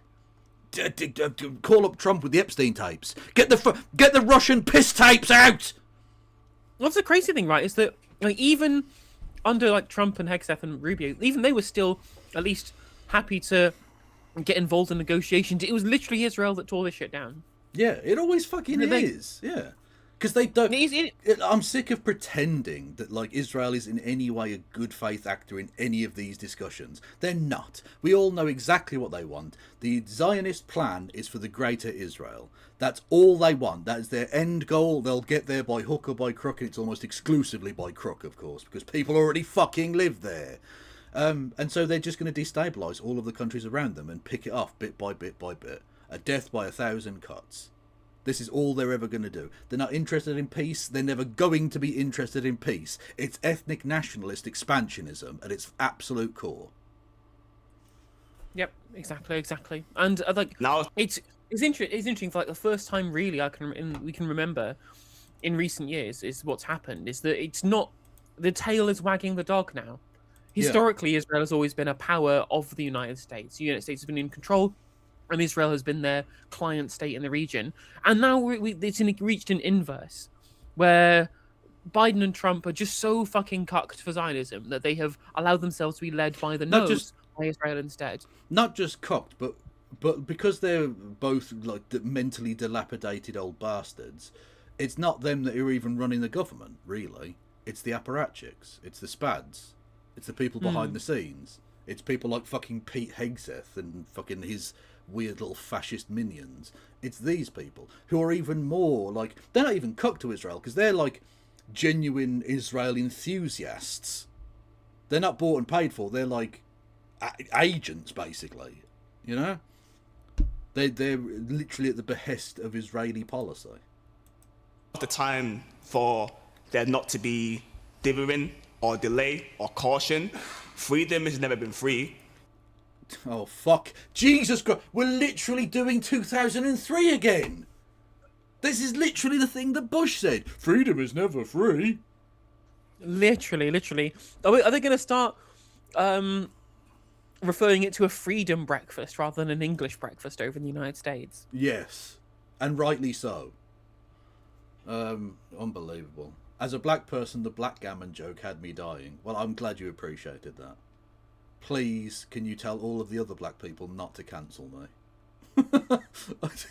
I presume you're all in a group chat somewhere. I don't know how it works. We have to protect the British people, which is the first responsibility of any government. And I think we made the mistake by not initially helping our strongest ally, which is the United States of America. And if we allow... Why do we need to help the strongest? Are they not already powerful enough? Why do we need to help them? Again, they've won a war and are now like, oh, can you come and help us protect the oil ships? No. You did that. Yeah, not my circus, not my monkeys. Yeah. Iran to continue doing what they're doing, we will pay a much heavier price, in my view, if we just allow them not to do anything. My question to those who say that we shouldn't be going into war or whatever, what's your alternative? Okay. Not doing war. My alternative is to not do war. My alternative is to sit around a table with the Iranian government and come to a reasonable situation where, like I say, they were already prepared to give up enriched uranium stocks. Okay, cool. Yeah, again, let's do that then. Cool. Well, the previous Supreme Leader literally had a fatwa against nuclear weapons, and there's no reason any of them are going to do that now. Yeah. Also, at the same time, as we would obviously insist upon IAEA inspectors going into Iranian nuclear sites, how about we do that to Israeli nuclear sites as well? Because there hasn't been a single International Atomic Energy Agency inspector ever inspect a single Israeli site. Just saying. Just saying, if that's really important to the international community, let's do it across the board, yeah? Seems fair. Yep. Okay.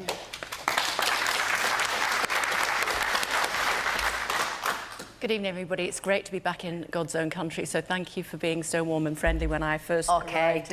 Yeah, honestly, the authentic voice of Wigan. Oh, thank you. It's fantastic to be back in God's country. Fucking hell, man. Oh. Not trying to ingrace yourself yet. Come on. It's true, though. Northerners are always very friendly. Two issues, I think, that we're dealing with here. The first one, to answer David's question, if I may, Trump, whether he's winning the war in Iran. I knew that would come up, so I spoke to a former senior military contractor of mine, and he says the US has three aims: degrade Iran's missile capability, stop it getting a nuclear weapon, and somehow force regime change. He said the first two... Okay. She might address this, but the word somehow was in that sentence, wasn't it? Somehow get rid of the regime. That seems like quite a big question mark in that there. Somehow is not a plan, is it? Because none of these people know what they're doing. None of them. Obviously, Trump and Hegseth don't know what they're doing, which is the big problem. Yeah. But everyone who supports them also doesn't know what they're doing. Again, bomb the country, question mark, create little democracy, it'll happen. That's their plan. Yeah, literally. Go to Winchester, have a nice cold pint, wait for all this to blow over. Literally. And probably that he's probably 2/3 of the way there. The third simply isn't, in his opinion, and he would know. He says, I asked him why, he said the opposition is fragmented, and so... So I just want to go up to Pete Hegseth now and just go, you've got red on you. They are not a force that can take him on, and the suggestion that we could arm and encourage the Kurds is not the answer. Also, by the way, yeah, regime change is illegal under international law, for the precise reason that why would dictatorships around the world talk to you if your whole plan is to just get rid of them in the first place? Yep, it literally 100%. breaks down the entire system of international diplomacy. So maybe don't do that. He said they would be massacred by the Republican Guard. So where does that leave us? In for the long haul. As a result, I think it's important that we were deliberately cautious as a country about getting involved in the war. There is a deep reluctance in Britain to do that. Iraq still casts a very long shadow over what happened back in 2003, and that the former Prime Minister would do well to remember that when he says he's talking off the record. But as David Cameron always said to him, as if one of the most based things said tonight was K fucking Burley. As if, do you remember those war crimes that everyone remembers from 2003? Maybe the guy that did that should, wind his fucking neck in. I mean, it is incredible. All the reformers having to agree with Tony Blair on this issue. Well, yeah, because they're all Tories. Yeah. Yeah, true. If you're talking off the record, it just means that people don't tweet until you go to the loo. I was a cub reporter on the Evening Post and Chronicle in Wigan back in the early 1980s when Margaret Thatcher decided... Wow, she's very much older than I thought she was. Yeah, she's aged gracefully. She looks like 50s or something, but she's talking about 40-odd years ago now, when she was an adult. Okay, cool. that she was not having the Falkland Islands invaded, and quite rightly she set up an armada to go down there. Several of the kids who were on that armada were kids that I'd been to school with, and I found myself... The Falklands is such a weird one, because it's like, it's a conflict of conflicts for any reasonable leftist, I think. Because, like, it was against a fascist junta in Argentina, so it was good. But we shouldn't have British citizens there anyway, so it's bad. But then what do? Do you ethnically cleanse them, which would be bad? Or do you allow Argentines to settle there, which the people don't want, which would be bad, but also maybe good in diplomacy terms? And then it was done to prop up Thatcher, which was bad. So, like, it was a bit... It's a bit weird, that one. I think it's with a lot of this post-colonial stuff, like, there has to be a level to which you're being up. I think, in my mind, it's pragmatic enough to go, people who've moved to different places shouldn't be forced to move other places just because their forefathers happen to move there through illegitimate means, right? It's like the same idea where people have, like, oh, we need to get rid of all the Israelis from Israel to be able to create Palestine. Like, no, you create a binational state where people live, you know, where everyone lives together. Like, just because of course people go there and they're for all different reasons, whereas like Ashkenazi families were mostly people who colonized from Europe, but if they're Mizrahi, they were usually expelled from Arab countries as a reprisal, so they don't have anywhere else to go. Like, you just have to let people stay where they are. And I think that broadly, electoral impacts that follow on from these things, you can't really plan for. And the junta did just invade to... Well, you can't plan for it, but we're obviously not planning anything. But this is hindsight, right? Yeah, true. Like, true. Thatcher I mean, definitely did this to distract from the fact that her policies were fucking dreadful, and she was... People forget this because obviously she won two absolutely stonking majorities afterward, but she was enormously unpopular in 1982.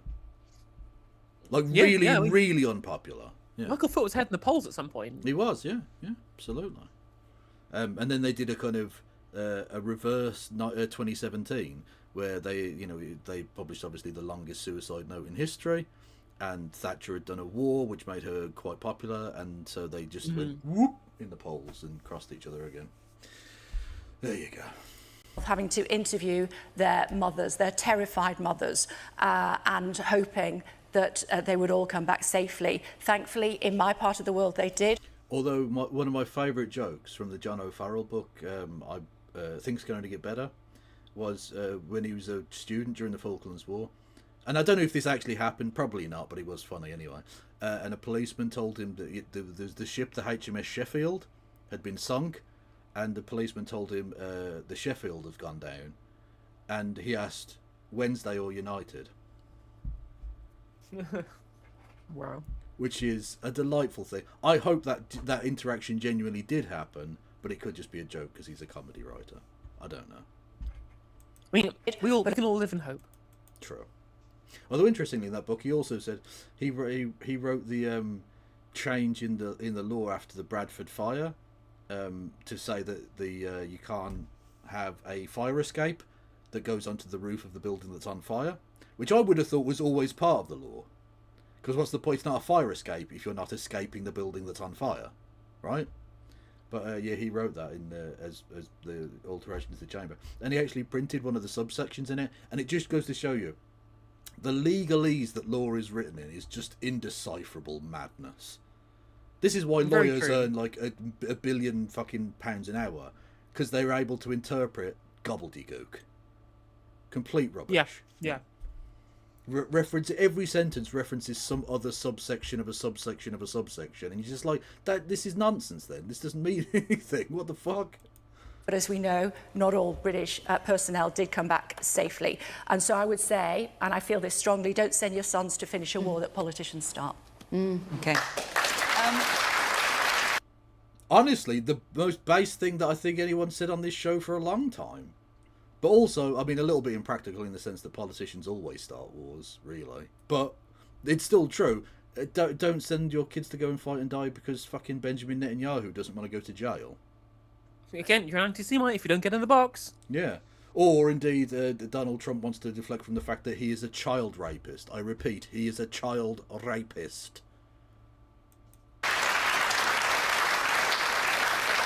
There's another aspect to all this. I mean, it won't surprise you, probably it won't surprise you at home either. We had so many questions about what's happening in the Middle East, but mainly from two different perspectives. So let's look at the other one with Caroline. Caroline Cahill.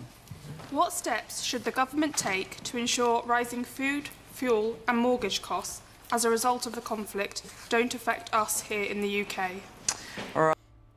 Well, wishful thinking is probably the only answer, because it's prayer. Yeah, exactly. Hope for a miracle, perhaps.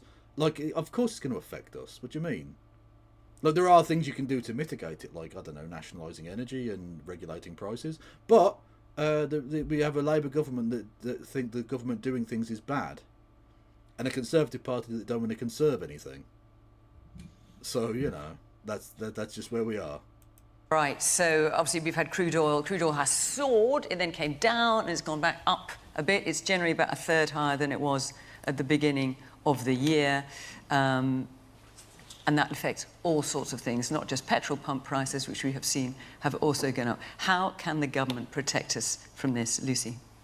Well, look, I mean, people are obviously very worried about this, because it wasn't that long ago, was it? It's all in our living memory that the Russian invasion of Ukraine led to the last energy price crisis that... Interesting that you mentioned that, Lucy. I think it might be worth mentioning the fact that Donald Trump is so desperate to keep oil prices down that they've reversed the sanctions on oil from Russia. So you can literally now, if you're a Western company, you can buy oil from Russia, which will then be used to buy weapons to murder Ukrainians with.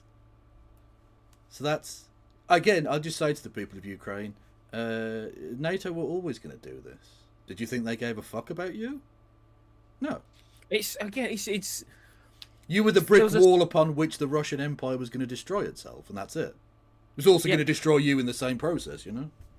There's a statement by Donald Trump, just like, I don't really care about the oil price going up because we make lots of money. And I'm just like, well, no, not you. The petrochemical companies and the petrostates do. But they make money out of this. Well, it turns out that one of your geopolitical opponents is getting plenty of evidence of it.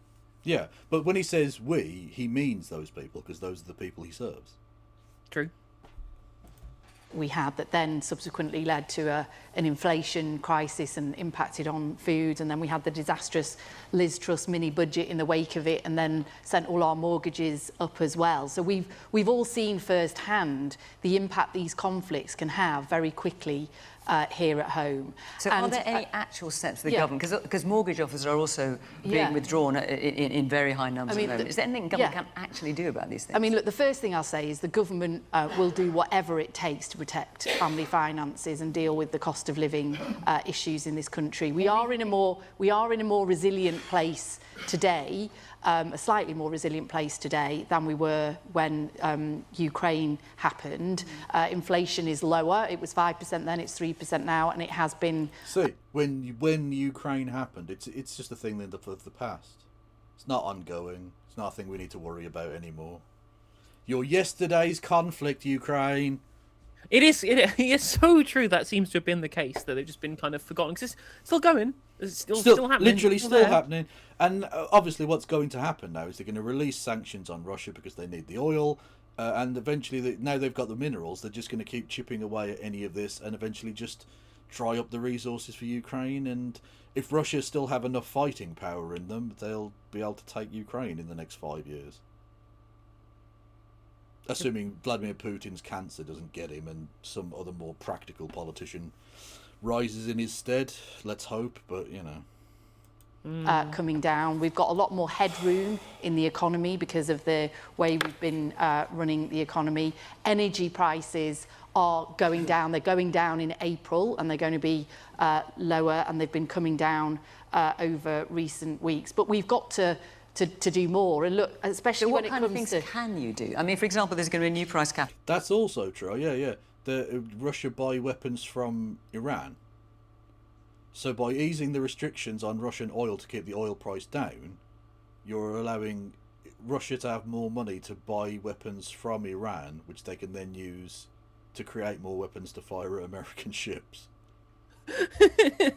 So that money will flow its way to your geopolitical enemies eventually. Yeah. It's almost like it's a global economy, lads. Yeah.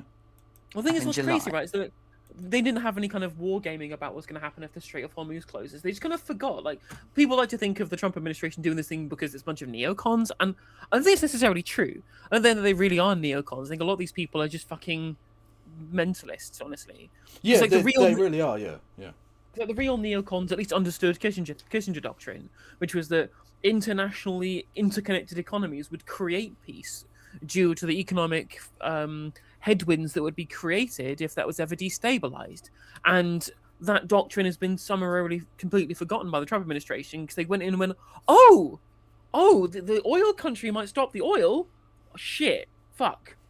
Yeah. Oh, it's not balls. like literally any person with any knowledge of this issue was saying they'll shut that down. And like a third of the world's oil and liquid natural gas goes through it. So like, they'll be able to cripple the world economy. Literally fuck up everyone on the planet for this. Not only cripple the world economy, but it's bad for us, giving the price of our gas increases. It's absolutely fucking catastrophic for the petrostates in the Gulf themselves that are American allies, because they can't sell any of their shit anymore. The main source of revenue for their ridiculous fucking vanity mega project comes from oil revenue, and that's going to drop basically. Oh no, Neom might not happen. Ah, the line. Everyone think of the line. Why not build a line city in the desert that no one asked for or wanted? What about the poop trucks? What about how are we going to fuel the poop trucks to take all of the poo out of the Burj Khalifa? True. You know that's true, by the way, chat. I don't know if anyone is unaware of this, but there's no sewage system inside the Burj Khalifa. So for people to be able to use the loo, it has to go down into massive like septic tanks. But of course, it's a giant fucking skyscraper, so they get filled up basically every day. And there's like a convoy of poop trucks that have to take away the poo from the tallest building in the world. Yeah. Honestly, modernity is amazing. I don't think Star Trek ever thought about the poop truck as a concept. Along with, by the way, I've noticed this as well. Sci-fi, you never see a remote control in old sci-fi. No. They didn't think about that one. They thought about like fucking vaporizing you and then reappearing you in a different place as different atoms. That was a thing they came up with in the 60s. But no, not the remote control. Okay. Yeah. Is that... I mean, because everyone here is going to be thinking about their bills, I'm sure, Absolutely. and everyone at home watching. Well, we all are. So, what can the government actually do? Myself. When you say the government will leave no stone unturned, what actually will you do? I mean, look, even the head of Ofgem said this week it's still too early to say exactly what impact this is going to have, because obviously the first... Also, look, to the Burj Khalifa, if you want to learn from a modern advanced society how to deal with these things, just pump that shit straight into the rivers. Perfect. You don't know why you need the poop trucks. Just have an extra pipe that just goes straight into the sea. It's fine. Honestly, take the Severn Trent approach to everything. Exactly. Thames water worldwide. Just have shit everywhere. And eventually we'll all become immune to bacterial diseases, or we'll all just die. Either way is good. You know? thing that we want to see happen is a dramatic de-escalation in order that that the trade and oil and everything can undergo. But what we've got to... No, obviously after the invention of the remote control, they started putting them in sci-fi. I mean, like if you go back to original Star Trek and all of that sort of stuff, like 50s, 60s, 70s sci-fi, you won't see a fucking remote control. Because that seemed like a crazy thing. Because why would you even need a solution to that? You can just get off your arse and press a button on a telly. Why would you need a gadget for that? It's not. Look, you need a spacecraft because we can't fly to the fucking the planets. You don't need a remote control. You've got legs and fingers. They didn't quite consider that at some point post neoliberalism, the concept of investment in human endeavour would get replaced by the investments in the laziest of human impulses. Literally. To the point where now, I have, on a couple of occasions, gotten up, walked past my television to pick up the remote control, to walk past it again, to sit down and press buttons on the remote control. Literally. I would like to flesh out my thesis here. We have recently purchased an electronic pepper grinder. What level of laziness have we gotten to? Electric pepper grinder is the most bougie shit. Literally, there are no products in this world that couldn't be improved by the addition of a lithium-ion battery and other things that Elon Musk has said. Well, I'm just saying, chat, if you give money to Navarra Media, you know where it's going there.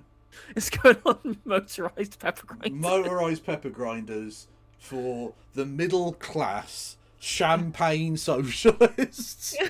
Posh bird. The posh bird. Real posh bird hours, who up? Literally. Exactly, you're not beating those allegations, are you? Let's be honest. To do in the medium term, which is what this government has set out an agenda to do, is end our reliance on fossil fuels. Because, in my own defence, the motorised pepper grinder was from Lidl. Oh, well, that's working class then. That's allowed. I did buy it from Lidl. That's fair enough. Yeah. Was it in the weird middle aisle that has random shit in it? It was in the middle aisle that has random shit in it. Yeah. So they'll have like one. They'll have just like, oh, a random 6-berth tent and a pepper grinder and some puffin kidneys. Fuck it. Why not? Because the more that we are reliant on fossil fuels, the more energy prices will go up every time there is a conflict, every time these sort of petro-states but this is all long term. It's medium we've term. no idea. It's medium term. We've no idea how long this war is going to go on for, but let's say it goes on for a few weeks more. It's anyone's guess. But if we see, as the new leader of Iran, of course, this mysterious man, Mojtaba Khamenei, that none of us have seen, we all assume he's alive. What do you mean mysterious? He's a previously existing public figure. He was the son of the previous Ayatollah. What are you on about? Like, you don't know about him because like no one gives a fuck about the internal workings of Iran. And by the way, you don't need to. Like, no one's going to follow every country all the fucking time. But this is not something that people who follow the Iranian system... No, tell me who the Bhutanese foreign minister is now. Otherwise your political credentials are shot. But, like, the point is that there will be Iranian specialists who know all about him. And his policies and his opinions and, like, this is how you're supposed to do proper foreign policy. Is that, okay, Keir Starmer won't necessarily know all of this guy, but he can ring up somebody who's an expert in the field and be like, tell me about this new guy. And that person will know, you know? People are tired of experts. People are tired of experts. This is true. This is true. The Brexit I voted for was maximal ignorance in every topic ever. Fact. We know anything about that.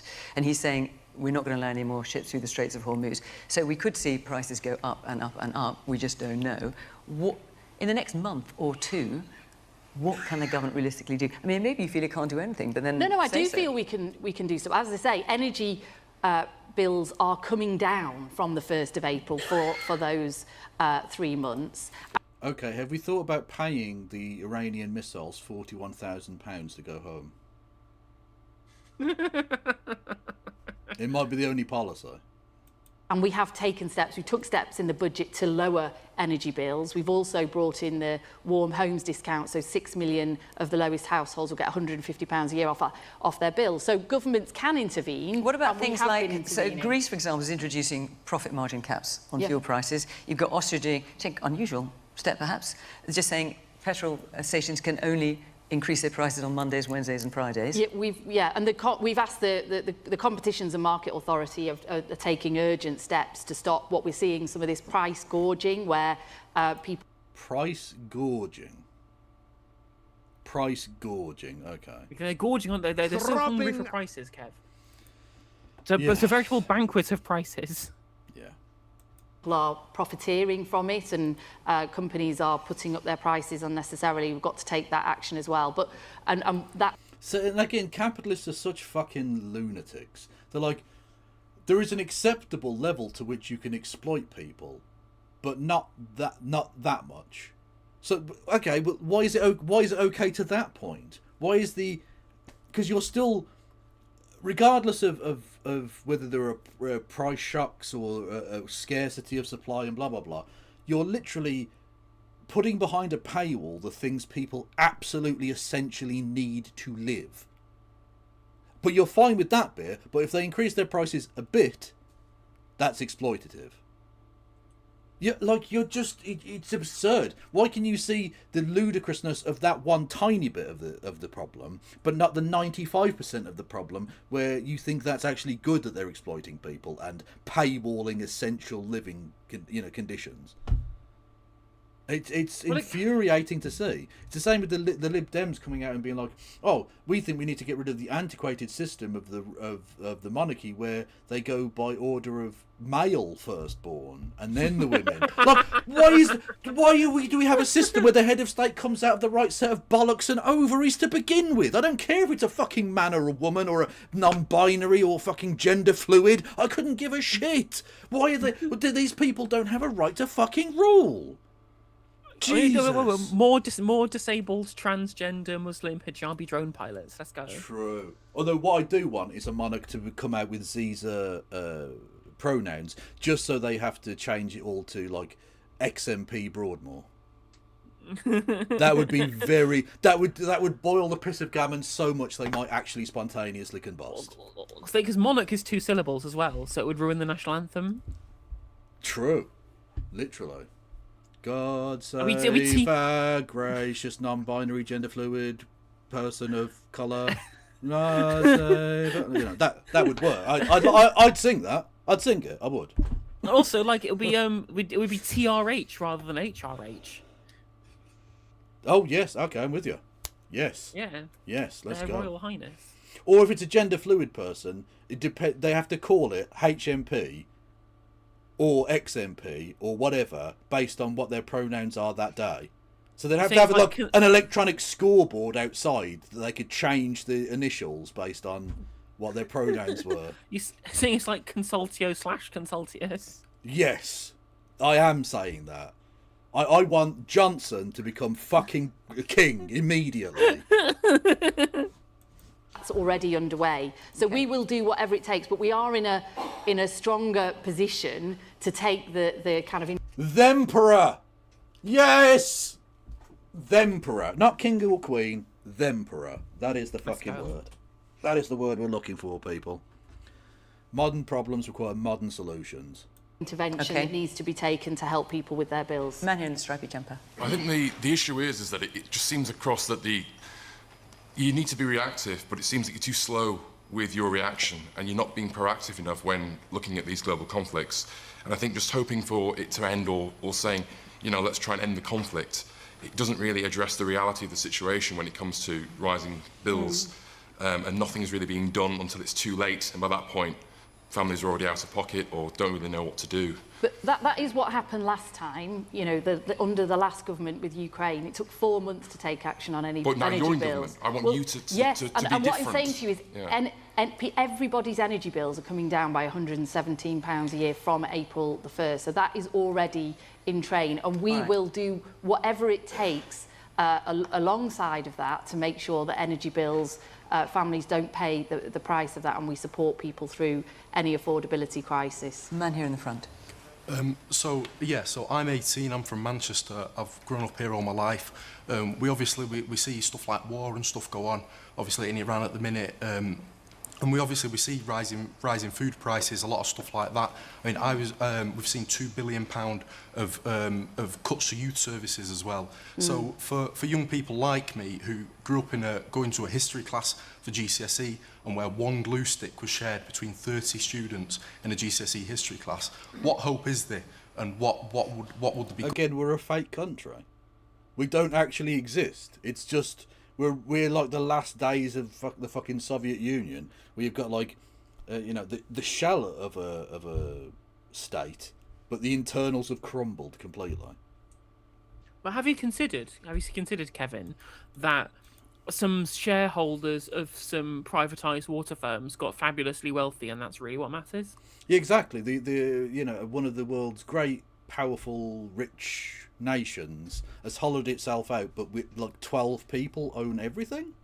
So, woo. You're anti-Semitic if you disagree. Fact. The British Empire. Oh. See, there are so many memes we can do. Oh, someone already did the trans-colour Union Jack thing, so we've already got a flag. It's all good. Government and what other panellists think that could be done for young people going forward, not just with Iran, but energy prices. Okay. Well, I'll let you answer the main question, Sean. What steps should the government take to ensure that people are not impacted by this? I mean, also, I looked at Austria's solution isn't a solution there. They can only raise prices on Mondays, Wednesdays and Fridays. Okay, so they'll just double it twice as much each of those days. Like, that's not a solution to anything. Look, we're going to stop murder by making it illegal to murder on Mondays, Wednesdays and Fridays. Okay. So, again, but it is legal on Tuesdays, Thursdays, Saturdays and Sundays, so, you know. I mean, at no point has anybody thought... it's just the case, as you probably would just have to go and say, if you drive a car, it will be more expensive. I'm sorry. Nothing we can do about the globally traded price of oil if America tries to do stupid shit in Iran. Like, sorry, you can't... Don't blame me. Blame Donald Trump. Blame Netanyahu. Those are the people who are to blame here. You can't blame us. Yeah. Unfortunately, if you can't afford to drive, get the fucking bus. True. The Austrian solution is historically problematic. True. Very true. What we don't need is a strong Austrian leader to rise now. No, let's not do that. Not ideal. No, it is all tied together, and you did say, Fiona, that so many people have put this question in. I think it's Caroline who asked it, but I think your worries are reflected in everything people are saying to us. I mean, we've just won the by-election, very, very close to here, and Flex. Just flex on them, yeah. What's that, Tories? Didn't even get your fucking deposit back, bitch. Did you see the council election the Greens won the other night in Liverpool? I did see that, yeah. Where the Tories got 8 votes. the Kemi Naissance is in absolute full flow. I'm here for it. Kenneth, Comrade Kenneth, Agent Kenneth is killing it, and by it I mean the Conservative Party. Yeah, they came in 5th place behind a random local independent who got 12 votes. And that's just like his neighbours who voted for him. Mummy and Daddy. So, assuming the Tory the Tory candidate voted for themselves, that means 4 people. No, 7 people. 7 people. What am I talking about? 7 people voted for him. You can fit all of his voters into a taxi. Honestly, good work, Tories. You have earned your absolute place in history, by which I mean you not existing anymore. Thank you, Vogel, who is an Austrian, and therefore is only allowed to gift on Mondays, Wednesdays and Fridays. Albeit that they have done so on a Saturday, so expect a call from the police, is all I'm saying. Thank you. Everything people were telling us on the doorstep was about their worries about the future, the cost of living, the decimation of public services, wanting to see more investment and more resilience. The worries that people express are so clear. If you're in government, Sian, and I'm not suggesting this is easy, by the way. She's interrupting her, like, she's not even given any of her answer. She's introed her answer and been interrupted already. What the fuck is going on? Yeah. What steps do you think a Green government could take to intervene when something like this is happening? A war that's outside of our control. Nationalise the energy industry and regulate prices. Yep. Very simple. I mean, you can actually pass laws that regulate prices properly now with an enforceable off-gen system that you could actually have, teeth to it, if you wanted to be a cock about it. But you could also nationalise. Either way, that would help the situation, and they're not prepared to do any of that because government bad.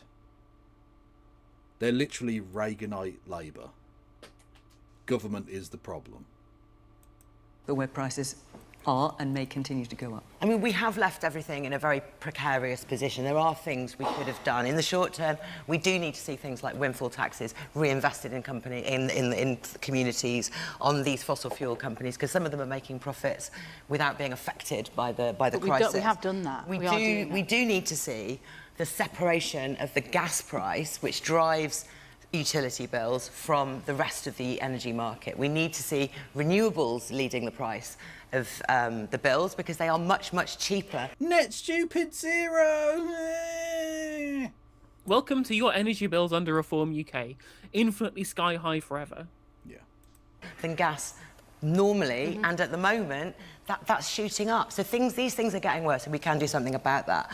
But we do need to see proper investment in getting us away from fossil fuels. The cost of investing in the things that we've been calling for decades is the cost of one of these shocks. And we've already seen 2 in the last few years, but they could have been avoided by more resilience. And this kind of looking to the future, looking to build a country where we've got good public services, where people aren't worrying about the day-to-day cost of living, is the kind of vision that people really need to hear. The positive campaign is why we won, my new colleague, my fantastic new colleague, Hannah Spencer MP, just round the corner. Fucking flex.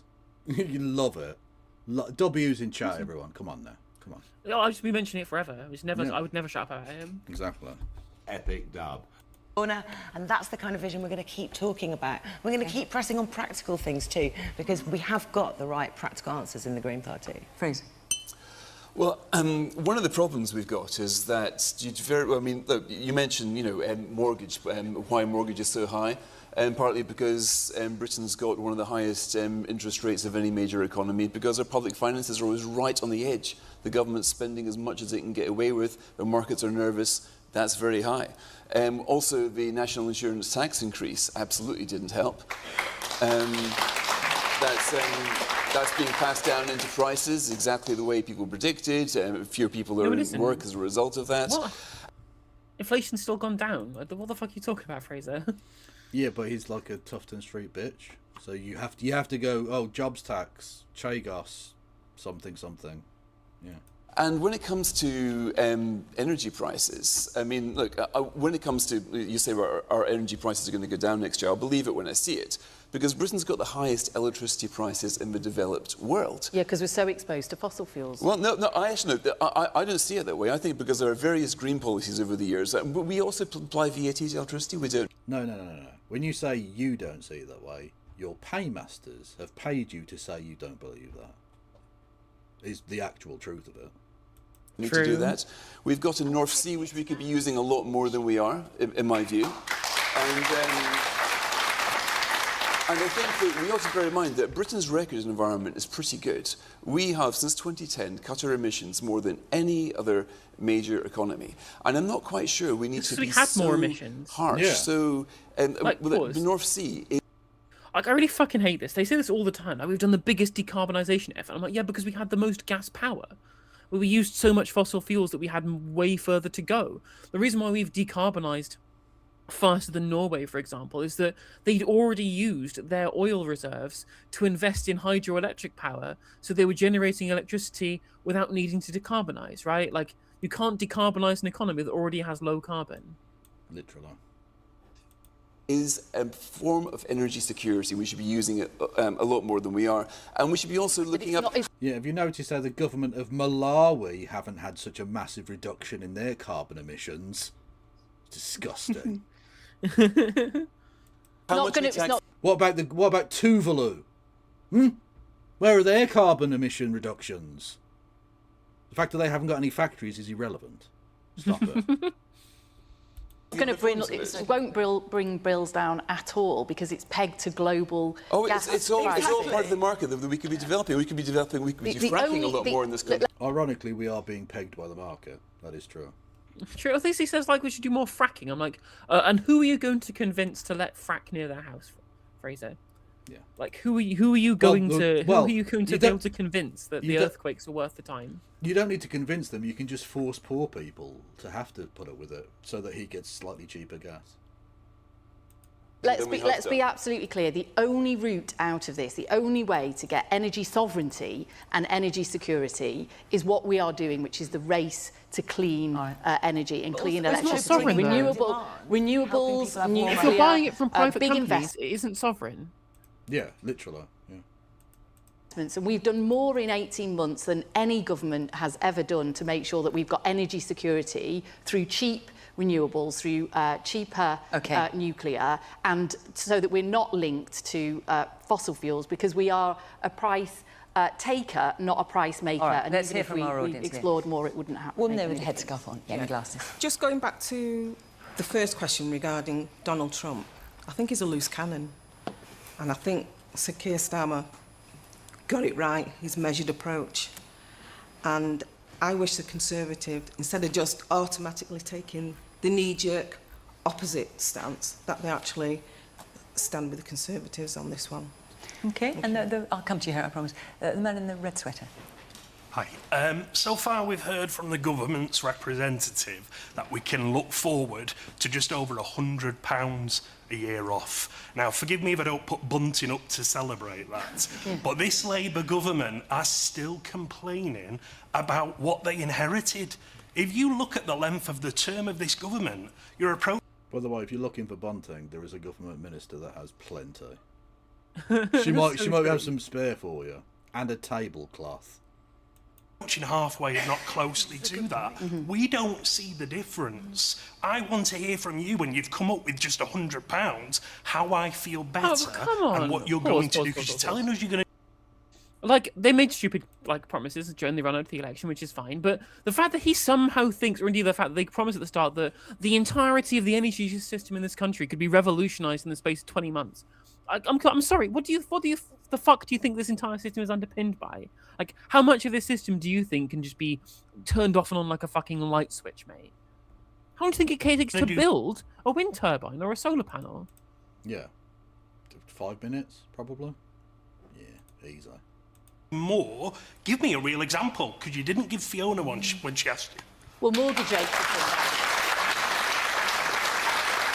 I mean, I'm happy to give you some other examples. Obviously, mortgage rates have come down significantly since we came into government. Energy bills, we've taken prices off that. We have extended free school meals now to 500,000 more children. We're about to lift the 2-child benefit cap, which will lift 500,000 children. Having kept them in poverty for 18 months unnecessarily when you knew it was the quickest and easiest way to alleviate child poverty. And then you cynically then did it anyway because you knew you were losing votes to the Greens. Yep.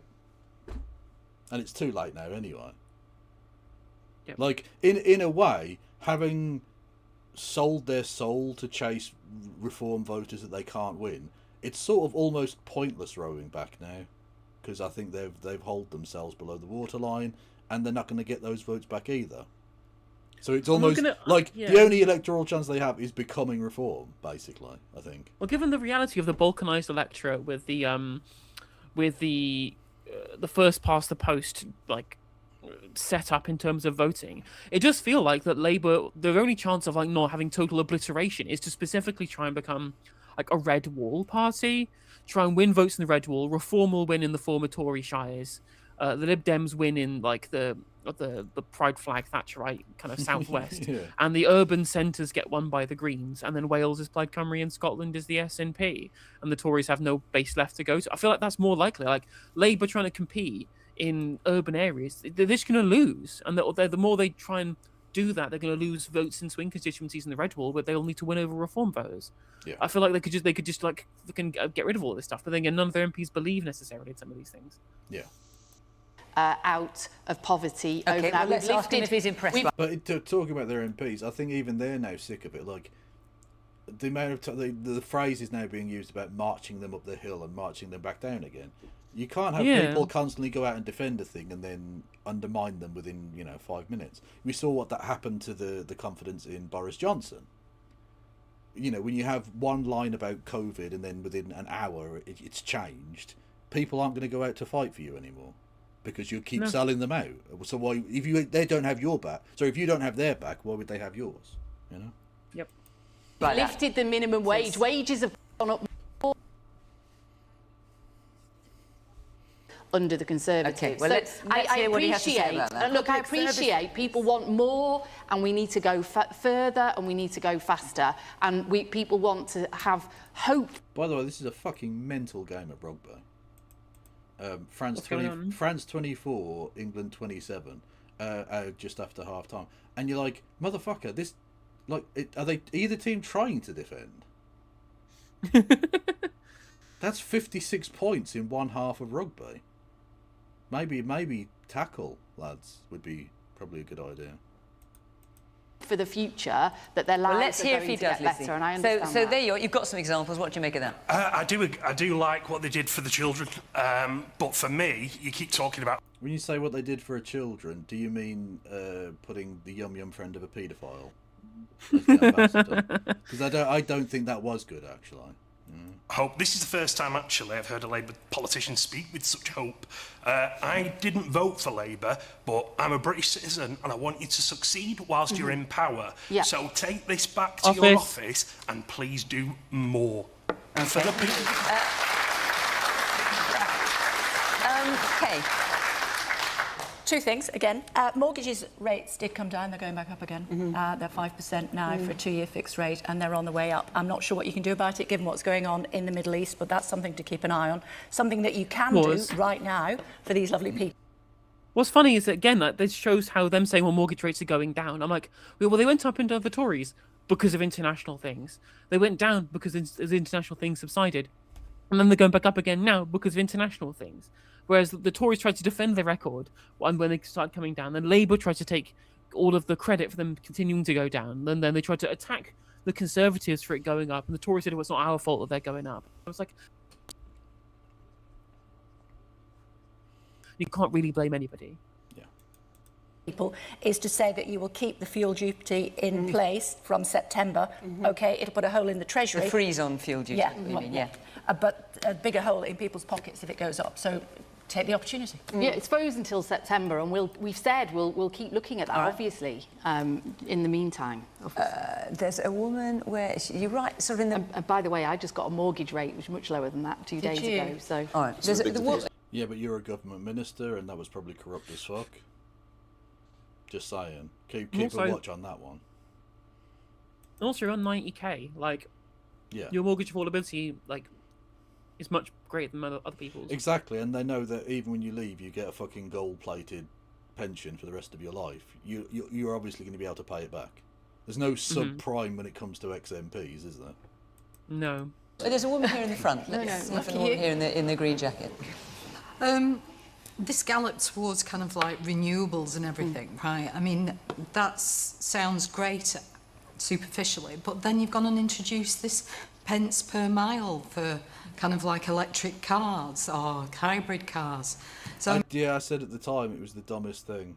It was such a stupid thing. The people wouldn't you like really, it. It was You have to wait until there's actual adoption once you start doing this change in road tax, essentially, so that the Treasury doesn't lose revenue. But you're trying to incentivize people to use them now, and then you can once there's been this whole sea change in terms of the adoption, then maybe you can change those taxes. It's clearly too early for that.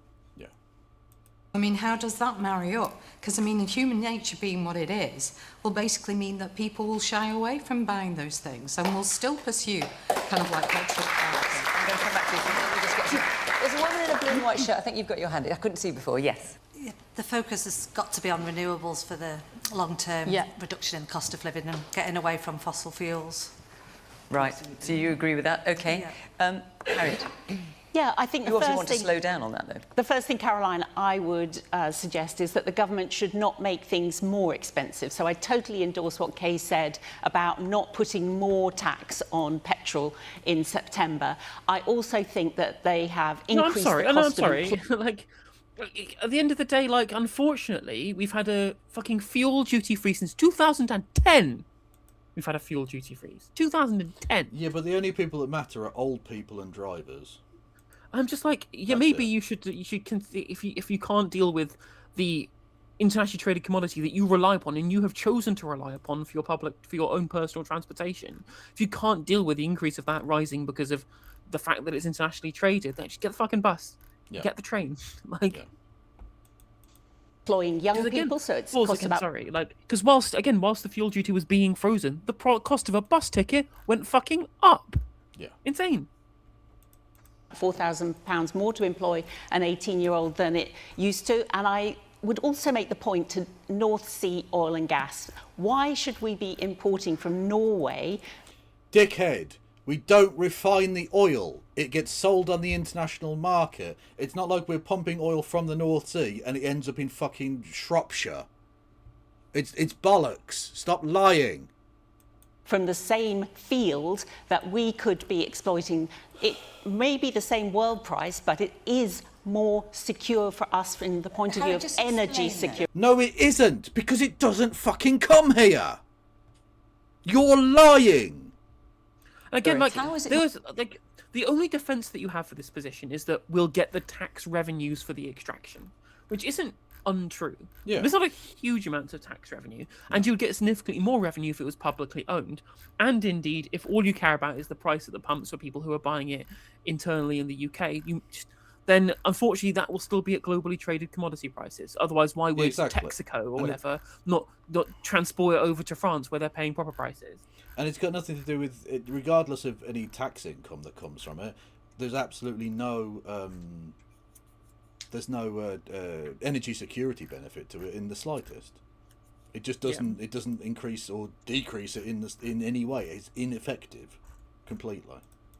More secure because it will be drilled out of the from under the sea and then sold on the global market to the highest bidder. Yeah. So how does that make it more secure for the UK? Because two things are being conflated there. One is price, which is set globally. The other is our energy security. So at the oh, Jesus Christ. Right. It has nothing to do with our energy security, because that energy will not be coming here. It will be sold on the international market. Look, it literally doesn't affect our national fucking... it's not like with, say, coal, where we might dig it out of the ground and use it here, as indeed we did, although we did export some of it. We would dig it out of the ground and it would be used in furnaces in Britain. That's energy security to some extent. If we had oil refineries and we're using that as, oil, that would make sense. But we don't. We don't have those things. Those things are not real. You're just lying to us. Even though it's been explained to you in pretty straightforward terms by the host of the show 10 seconds ago why you're full of shit. A moment, but a lot of our natural gas in this country is coming from Qatar through the Straits of Hormuz. You made the point it's coming from abroad, but if we... Hang on, but you say Qatar. Aren't Qatar our friends? What's that a problem? Also, most of our oil comes from fucking Norway. Yeah. Most of it comes from Norway. Most of Europe's oil and gas comes from Norway or the United States. Yeah. Again, the price has gone up not because we can't access Qatar personally. It's because the Gulf supply being cut off from the global markets has decreased the overall supply, therefore pushing the price up. Exactly. Like, we don't have a special internal market that just involves Norway and the US. They price their oil to sell to us at the same price they would price it to sell to Australia or to Vietnam or to Sri Lanka or whatever, who would be getting theirs from the Gulf petrostates more likely, because that's what the price of it is. As soon as the price, if they were doing different regional prices or whatever, Norway would rather sell their oil to fucking Sri Lanka, traveling halfway across the fucking world, than sell to us, even though it's in a different market. Exactly. We get most of ours is Ouija black gold. Absolutely. Also, apparently, Katie, it's a good point. Apparently, we use crude oil for kind of hydrocarbon production rather than for fuel. The ones that we get in the North Sea. If we drill in the North Sea, it gets sold by the companies that are taking it out of the ground on the international market. It doesn't come to us. So how does it make us more secure? Because it will be a source of supply. Why would you let something that is we don't own the a source of energy? Yeah, exactly. Look, you can try and say, look, it increases overall supply, and that is true, but it's a trickle. Like, literally, if the fucking leader of Saudi Arabia, or let's be honest, OPEC, decide to turn their production down by half a dozen barrels a day, that completely gets rid of all of Britain's supply. It doesn't matter. We're a grain of sand on the beach. Yeah. It's nothing. It doesn't improve our fucking situation in the slightest. Now, again, if you want to make the argument that we will get more tax money from the licenses and all the rest of it, true. Okay, cool. Make that argument. Don't lie to me. Yeah. Because it's not ours, it's not a nationalised company. Atrophy, when we end up having to import it from other countries. I just don't see the logic of that. I'm not sure you've answered the question. Yeah, when I said yeah, literally. We've had just breaking news. We've had an outbreak of journalism here. Okay, good. I said Ouija black gold, obviously Norwegian, because Glaswegians are sometimes referred to that. But when you say Glasgow doesn't have any oil, yes, it does. It's just that the British government has currently fucking stolen it all.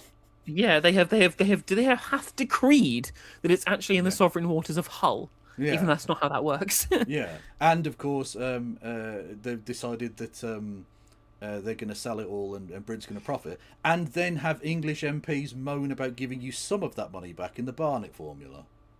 Amazing, fucking amazing. If it's not drilled out by a company that the government owns or the taxpayer owns and gets sold on the international market to the highest bidder, how does it make us more secure? Because it's a lot closer than bringing it through the Straits of Yeah, but it might get Hormuz. sold. But it doesn't come to us. When you say it's a lot closer, firstly, it depends where it's being refined, because it's not being refined here. And secondly, it doesn't matter whether... Look, honestly, it doesn't matter that much whether it's being imported from, like, I don't know, fucking Egypt or Norway, frankly. It's not actually that much different. And again, it still doesn't affect the price. No. Still does not affect the price. Not in the slightest. Because again, our little trickle of money is nothing. One fucking dopey bastard crashing his fucking ship into the banks of the Suez Canal can do far more damage to the international oil supply than like fucking Britain turning on the taps a little bit more. Like, it's been a boon financially to Britain in many respects, finding that North Sea oil. Absolutely. It literally funded Thatcher destroying the nation. Thanks for that. But also, it doesn't make it's a drop in the ocean compared to oil production in virtually any of the top 50 oil production nations or whatever. You know? Somewhere else. It's not. It's not up to the government who it gets sold to. We don't own the licenses. And then I mean, we don't necessarily have first dibs. Well, and Harriet, you don't know where the gas comes from anyway, because thankfully we don't actually rely on the Gulf states that much. We buy a lot at the moment. But I'm sure. Well, we do for No, the we don't. price. We do for the price, because obviously, if they turn the taps on or off, will massively affect the actual overall price. Unlike if we do it. Yeah. Like And we've got a person- pea shooter, they've got a cannon. You know. Oh no! And again, like, this is the same person at the start who was justifying why it was definitely a really good thing that the war started and the Straits of Hormuz were closed. And I'm like, oh, but we need to when we rely on access to Qatar for our oil. And I'm like, well, what's your fucking position then? Yeah. Take the oil from Diddy. That surplus will drive prices down. Different oil. Very different oil. Yeah. Although, to be fair, he was being very crude. So, similarities. We'll come back to this. The point is it won't do anything to bring down bills at all, because they're pegged to fossil fuels. And then the other, Caroline, would be the... Well, you say Elon wants our oil from Mars. He's literally given up on that now, hasn't he? He's not even now... Like, he said, oh, we'll have men on Mars in fucking 10 years, 20 years ago. And now he's not even saying he wants to go to Mars anymore. Now he's going to set up a colony on the moon, which is a little more realistic, but also a lot closer. To be fair, at the very least, that would help deal with the international drug smuggling problem that I hear is afflicting the moon right now. It is a massive issue. So, although I can't believe it didn't make bigger news. But when they released all of those classified documents from the Cold War, and the Americans literally had a contingency for blowing up the moon. Because if the Russians ever colonized it, if the Russians ever had like a base there, they had plans to blow up the moon. Just for anyone's clarification, that would end all life on Earth. That would literally destroy any possibility of living organisms on this planet. Yeah, but there's no money. There's no money to spend on climate change, chat. Literally. That, by the way, that's why America. That's why you don't have healthcare. It's because they spent all the money planning to blow up the fucking moon. 5% increase in everyone's council tax that seems to be put into the budget now for every year to come. So those are three things I think the government could completely control that would help people with their cost of living. And don't forget that the cost of energy feeds through into the cost of fertiliser, and that was one of the reasons that food prices reacted so badly after the Russia's illegal invasion of Ukraine, because Whoa. Pause. Illegal invasion, you say? It's an illegal invasion by Russia into Ukraine. Interesting that you were so specific in decrying it as being illegal that you just as part of the name. What was your opinion on the legality of Israel and the United States invading Iran? She does have that right. Although, interestingly, it's an ongoing situation. Iran doesn't have the right to defend herself. No, true. So, you know. The need for our farmers to buy fertiliser at a much higher price. I mean, I think you're a bit rich, Harriet, to be honest with you, when you supported Liz Truss's mini budget, which was in the middle of an energy crisis. Show me where I did that. I did not do that once, so thank you. You were part of her party. I wasn't. And I was playing fast and loose with the economy that threw up inflation to 11%. Okay. And interest rates, went through the roof. And They're doing it again. They're doing it again. Where they just go like interest rates and inflation are the problem of the last government. But when the inflation happens because of the Iran war, not our problem, Governor. It's so cynical. Mention her, don't you? All right. Yeah. Well, I'm going to move on messed it up. because I'm confident. Well, I'm not confident, but I think it's quite likely that we'll be discussing Iran next week. Let's hope we're not. Yeah. But I think it's quite likely. Also, having mentioned Liz Truss and world markets, get your pork market emotes out. Come on, people. True. Let's go.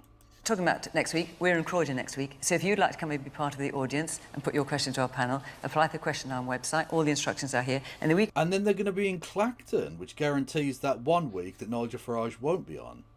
Because that would involve him having to go to Clacton. Or know where Clacton is. Well, indeed, yeah. Although, oh God, did you see the who I can't remember who Barcelona were who Newcastle were playing, but their fan flew to Britain and went to St James's Park to attend the match, only to find that they went to St James's Park in Exeter, which is about 500 miles away. Although not as funny as the posh twat who got a taxi from, I think it was Bristol or somewhere, to what they thought was Stamford Bridge to watch Chelsea play in some European match, and ended up at Stamford Bridge, the Battle of the Battle of Stamford Bridge fame, which is a tiny little hamlet in the north of England. It cost them about £4,000, and they missed the match by about 10 hours. As you do. Okay. I mean, it reminds me of someone was pointing out that I think it was forensic architecture, that Israel have been very likely using AI targeting in Iran because they did a precision bomb strike on somewhere called Police Park, which is just a park. Honestly, look, the more and more I see of it, I don't care if there are peripheral advantages to AI. It needs to be destroyed. I'm going full Terminator on this shit. It needs to be eradicated for the good of humanity in the future. It needs to be stopped now at source before it gets going. It's a terrible fucking bad idea. Week after that, we're in Clacton-on-Sea. So if you live in or close to either area, Croydon, Clacton-on-Sea, come and be part of the programme. We'd love to see you. Right, okay, another question. Gary Locke, are they? Should the Prime Minister resign after the Mendelssohn investigation and today's apology? Yes. 100%. Yeah. Because not only did he appoint a yum friend of a nonce, but also lied consistently throughout the entire thing. He knew all about it, he was warned all about it, and he went, fuck it, we're going to send the nonce anyway. And then lied about having lied about it. But, he's really sorry. Right. Okay. So, obviously, you all know about Peter Mandelson, and obviously he was appointed as US Ambassador and then had to resign in disgrace after details of his very close friendship, it appears, with Jeffrey Epstein pre- and post-conviction. Jeffrey Epstein's conviction, that is. And some documents have come out, not all, because of police investigation, but some documents have come out which seem to show, which talked about a reputational risk to the... Yeah, that's the way to trick AI. Just have empty space that you're okay with them, bombing, and rename it, nuclear plant. Or something like that, do you know what I mean? And then have all of your actual things called, innocuous things, Actually, I was about to say call it a school, but they bomb schools, so maybe not. Happy fun time place or something, you know what I mean? Just something, that they're not, AI wouldn't pick up on. Yeah. Prime Minister, amongst other things, if he Although speaking of, Mansell... on the subject of decoy targets, did you see that the US put out a bunch of videos of them bombing Iranian targets, which were just planes that had been painted on the fucking tarmac? Amazing. Literally, honestly, they decoys. Literally, like, I genuinely think you could do a fucking Trojan horse. A literal Trojan horse on Trump. Iran could smuggle a nuclear bomb into the White House inside a wooden horse. Or yeah, paint a tunnel onto the side of a mountain and watch him run into the rock, like a fucking Looney Tunes fucking cartoon or something. Jesus Christ. From that job. I mean, you refer to an apology. Keir Starmer has apologised a number of times for believing Peter Mandelson, as he says, and giving him that job. Harriet, should the Prime Minister resign? Yes, he gave Peter Mandelson the job. He knew what he was doing when he did it. It's come out in the documentation that he knew what he was doing when he did it. And it is the case that he has caused lots of other people to resign over this, but he himself... Oh, that's true. You know what we need to do? Get in touch with Banksy, right? You know he likes to do a political one. Get him to paint Iranian planes on something we want, like onto like Benjamin Netanyahu's house. Do you know what I mean? Come on now. We could definitely trick AI into bombing Benjamin Netanyahu, I reckon. That would be amazing. Modern problems, modern solutions, bitches. Let's go. Said anything more than that or taken full responsibility, and the way that people take full responsibility in our democracy is that they do resign. There's another pretty shocking fact that came out in yesterday's papers, which was around the £75,000, I think, that was paid. And the cheeky cunt asked for $250,000. The neck, the brass neck on him. $500,000. Or was it $500,000? The absolute temerity of the man. In a way, like, you almost have to tip your hat at that level of cuntery. Really, that's special. That's next level nonsense. Literally. And the internal like Mandelson files show that basically. We're calling them the Peter files, please. The PT files. Yeah. And that said that essentially there was claims that Mandelson would go public on if they didn't pay him the money, which is an interesting turn of phrase. That's almost like blackmail. It's almost like he's literally blackmailing the British government. It's almost like that's also another crime he did. I mean, that's what the files suggest. We don't have any confirmation either way. But so add it to the espionage he's also not being fucking targeted for. Brilliant. Yeah. And also the picture of him in a bathrobe and fucking Nancy Andrew in a bathrobe. And then fucking Epstein fully clothed, okay. And then, especially a nice touch, is the Stars and Stripes mugs he has. It's very Americana, lads. Yeah, very. Fucking hell. To severance to Peter Mandelson. Now, this was apparently in the documents that it was paid so that he wouldn't say anything embarrassing, and that's actually a direct breach of the ministerial code, because... As well as literal blackmail of government officials, which is illegal. That is a crime. What the fuck? Oh my god. How is this fucking cunt not in jail? Oh yeah, no, he's rich and powerful. Yeah, my bad. You shouldn't use your money, public money, to give payoffs to people just because it's going to embarrass you. And that does seem to have happened as well. And I think that's another scandal that we've helped to bring out to the British public by the steps that we've taken in Parliament to have a humble address that's shown on all this documentation. Okay, I'm not sure about the embarrassing point, but certainly there was concern... Just want to explain, when she says humble address there, I mean, for British people as well, because I think they probably don't know a lot of the parliamentary nonsense here, just to explain how pathetically cucked Britain is. A humble address is where, in order to seek government documentation that the government don't want to release, that they don't have a legal requirement to release, you can do a humble address where you humbly address the monarch, who is above the government in order to force the government into doing something the government doesn't want to do. It's a way of Parliament usurping the power of the executive, because the executive sits at the behest of Parliament and all of that. So they humbly address the king to allow them to see documentation, which is pathetically cocked and some shit you would read about from 1627. Yeah, it's the most anachronistic shit you've ever seen in your life. What's interesting as well is that, speaking of like the sovereignty of Parliament, right? I saw somebody on Threads, one of the fucking million Starmerites that have infested Threads like a fucking plague. Essentially, I don't like the idea that they want to get rid of Keir Starmer. The other party's attacking because they want him to resign. I don't think we should. They should allow the Prime Minister to serve out all of his term. And I'm like, what term? Keir Starmer's not been elected to any term.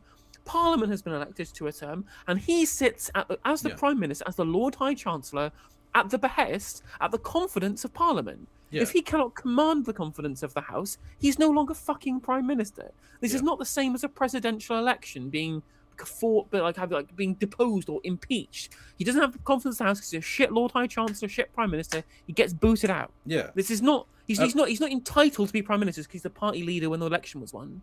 Yeah, literally, it's not a presidential election. You're not, like, we talk about electing a Prime Minister, but we don't elect a Prime Minister. We elect a Parliament who choose from amongst them an executive. Yeah. That's it. That's how that works. And it's good that we do. It is good that we do, because it means in these situations, right, like, had we not had the internal kind of fucking shit going on in Labour that meant that it's only Starmer apparatchiks that are sitting on the benches, right, where we should be able to, at this point, look at hugely oppositional headwinds to Starmer's premiership. If we look at his dog shit approval ratings, go, yeah, public probably do want him to step down, so we should step down. As I'm sure you will tell us, Lucy, about would Peter Mandelson go to an employment tribunal? I have to say, not only has Peter Mandelson said he wouldn't have done that, he has also said that he has not acted in any way criminally, and he was not motivated by financial gain. He's also not here to answer. Why did he ask for 75 grand then? Well, no, sorry, why did he ask for $500,000 and got 75 grand? If And why did Mark Power say that? Well, I'm trying to find the exact phrasing here. Let me find it. One sec. I don't want to misattribute the line. Well, indeed, heaven forfend. Absolutely. And by the way, you've shown more fucking journalistic intent in that one endeavour than most British journalists ever have. You have done basic fact-checking, which puts you on a different level. Yeah.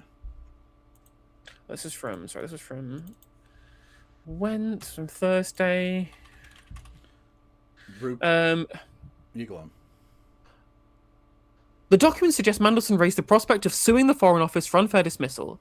The department's HR boss, Mark Power, said Mandelson had consulted a KC who said there were doubts about the reasonableness of the PM's decision to sack him as ambassador, which I don't believe for a second. Yeah, that's in an email. So in an email, though, Mark Power, this is the guy who was the HR boss from the Foreign Office, he wrote, "There is some carefully placed language around the public implications of not reaching a settlement and the nature of an employment tribunal case. There is a potential that, absent a positive indication, Peter goes public on some of his claims, so there is some urgency." What claims might he be going public on? The fact that Starmer knew all about the Nazi shit? Probably, I imagine. Because the thing is, Peter Mandelson is, I mean, let's say the messiest man to ever exist in British politics, I think. Literally. Like, he will happily slay anyone and everyone who crosses him. So unless you give him that money, he was going to come out and probably claim that Keir Starmer, you know, I don't know, fucking fisted a dog or something. I don't know. Like, it would have been something completely Ashcroft him. Ashcroft him, let's go. Yeah, exactly. Like, it would have been, like, the truth about, let's say, Ukrainian rent boys maybe might have come out or something. I don't know. Because you know he's got all the tea on that. 100%. For himself. Is he, when he was originally going for 500,000? Well, listen, Lisa, you was a... 100,000. Well, listen, Kay, I'm going to come to you. I mean, you are, I don't know if you still are, but you have been a friend, a good friend, I think it's fair to say, of Peter Mandelson. Just update on the fantastic defensive masterclass happening currently in Paris. France 45, England 39. Still have 10 minutes left, right? So yeah, still 10 minutes left, and currently 84 points up on the board. Honest to God, there might be more points than minutes in this game. Amazing. Say good friend, but full disclosure, everybody, I've known Lord Mandelston for about 20 years. He wrote an endorsement for the first novel that I wrote, and like many journalists, our paths have crossed many times. Oh, talking of that, but someone mentioned, didn't they, about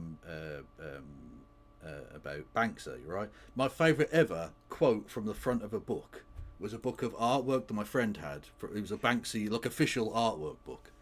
And the quote on the front was from the Metropolitan Police, which was, "We're not giving you a quote for the front of your stupid fucking book. Now fuck off." Which, like, he obviously printed on the front cover because that's the perfect thing. Someone who would buy a Banksy art book would read that and think, "I'm buying that fucking book now." It's perfect. So I'm really hoping at some point I really want these fucking right-wing jot papers to message me asking for comments so I can tell them, so I can say, print this very specifically worded insult. Right? Yeah, exactly. I remember when Sophie from Mars was commenting about the Telegraph about the wipe my hands on my penis incident. Yes. Yeah. And she responded with, "You are the prolapsed anus of the journalistic world," whatever it was. And I'm just like, yeah, I really want that. I want them specifically to print that. Yeah, absolutely.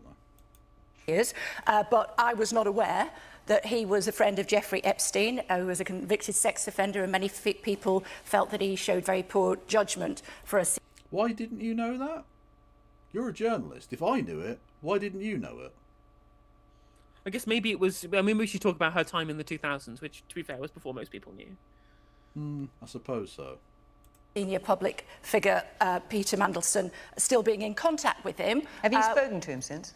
I have not. I would love to interview him if he's watching and he'd like to chat. I think I expect you'll be joining a queue there, Kate. So should the Prime Minister resign? No, of course he shouldn't. I mean, he's a bit busy trying to keep us out of World War III at the moment. So. What? Okay, I mean, the Epstein class strikes again, I guess. I mean, did you not think that any future Prime Minister would also just be able to do the same things that Keir Starmer is doing, especially considering the fact that Keir Starmer isn't doing anything? Yeah, they would just be replacing one balloon with, they'd be replacing one like fucking oven mitt with a face drawn on it with another one. Yeah, David Lammy can be just as fucking stupid and pointless and worthless. Like, we could put a fucking ham sandwich as the Prime Minister and it would do the same fucking thing. Look, he's indispensable. Like he's fucking Churchill rallying a beaten nation. Like what the fuck do you think he is? What do you think Keir Starmer does that we couldn't fucking train a chimpanzee to do? Literally. So yes, it's embarrassing for him. Yes, I would have Larry the fucking cat above Keir Starmer. At least Larry the cat is less likely to want to bomb school children. I'm not saying he wouldn't do it. I'm saying he's less likely to do it. Balance, he should have been more cautious and asked further questions. I can see why Mandelson was chosen. It's not at random. No, see, that's out of order. Why would you expect someone with trial experience as a High Court lawyer to ask more questions and probe further into a topic? That's crazy. It's not like that's literally student the thing politics he did for a living. Well, exactly. Well, you know what it is. Anti-Semitic. Absolutely. It's not adults in the room. Fact. He's a Trump whisperer. He would have been very good at his job, but as it became more and more apparent that he was still involved for quite a long time with a wrong 'un, then absolutely he was the wrong person for the job. It was right to bring him back, and I think the Prime Minister... I'm not a supporter of Starmer. I think he's done lots of things that have not been very supportive for the country. I think he flip-flops a lot, but I don't think that he should be resigning over something like this, no. OK, man in the black sweater. Can I just say I think it's very hypocritical for a Tory to be saying that, calling out for a Prime Minister's head when you've spent 10 years absolutely shocking the British country with Prime Ministers. The party of pincher by name, pincher by nature don't really have a leg to stand on. Partygate, Liz Truss...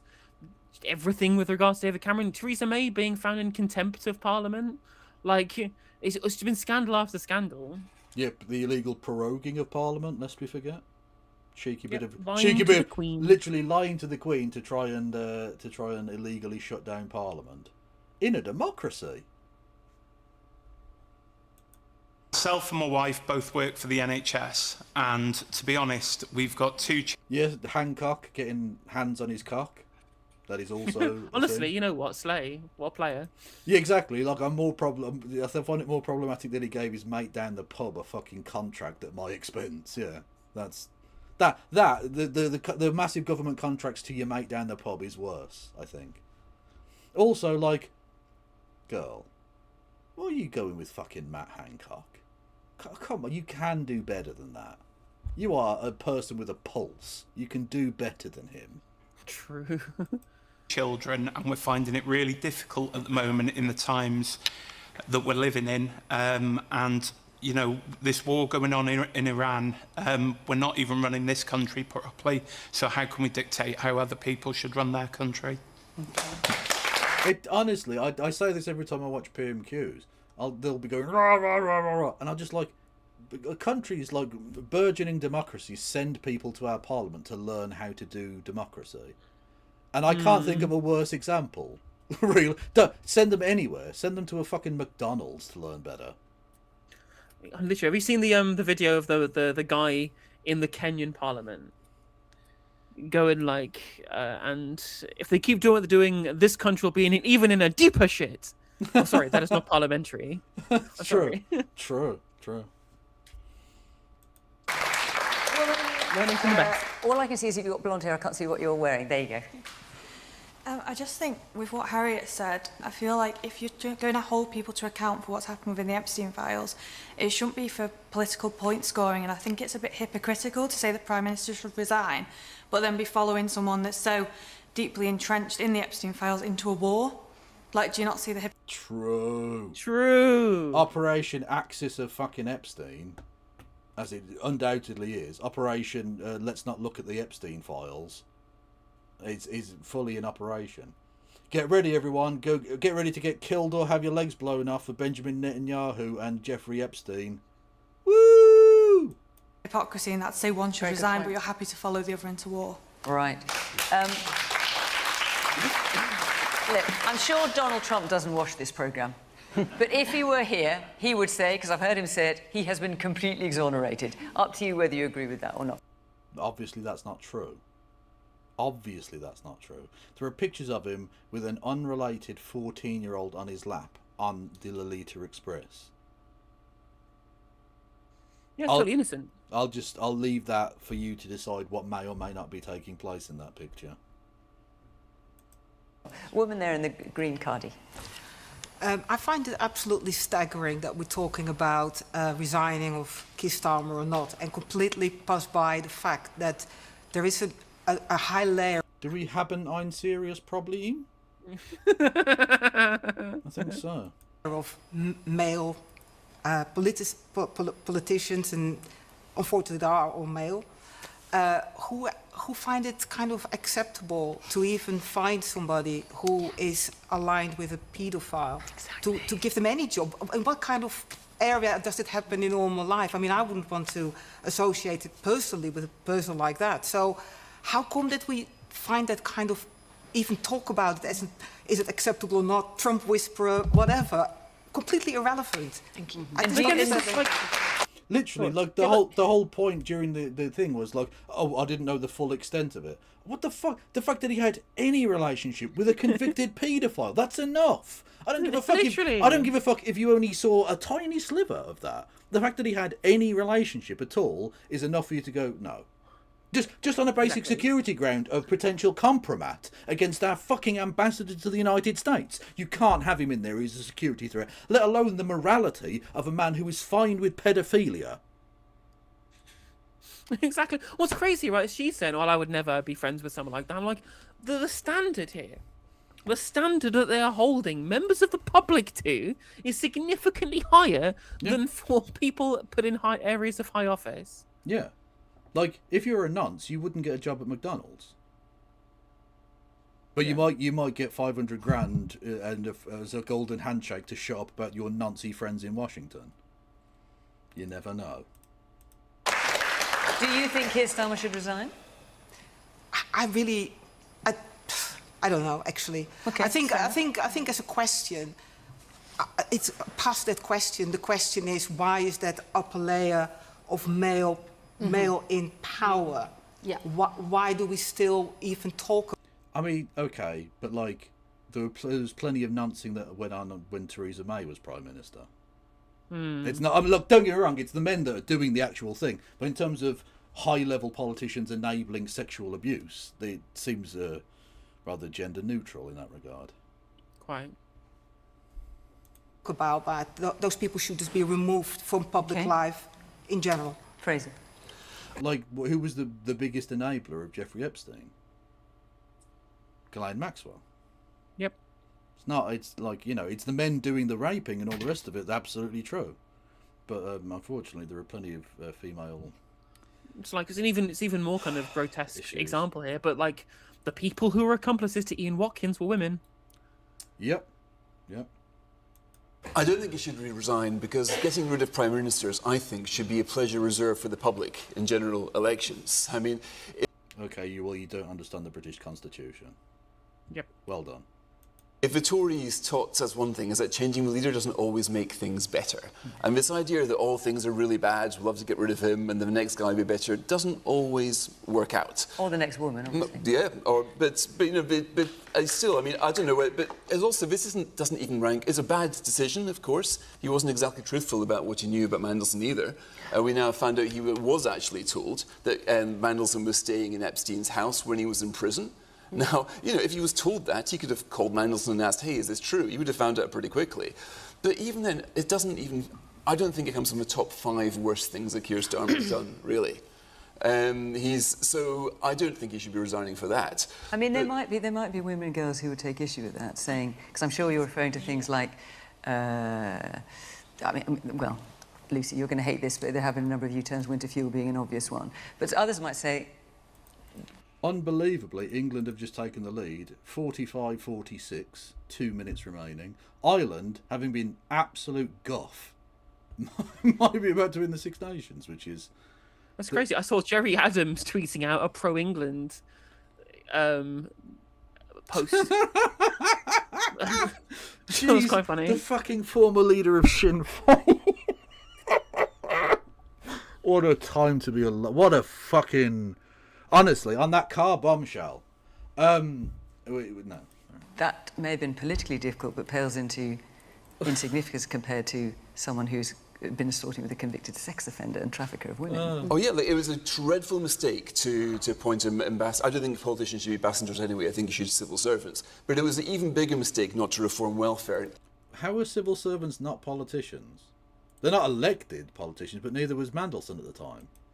Well, it's like when people say that union leaders aren't politicians, and I'm like, well, yeah, they are. Yeah. They specifically there, especially public sector unions. They're specifically there to be able to engage in political action, or like charities and shit. Like charities are, can't believe charity will be political. I mean, they literally have to. They see the ins and outs of the effective government policy in relation to their own work. Of course, they're political. Even bigger mistake to push up taxes and put so many people into unemployment. And the biggest mistake of all is to get elected without a plan for government.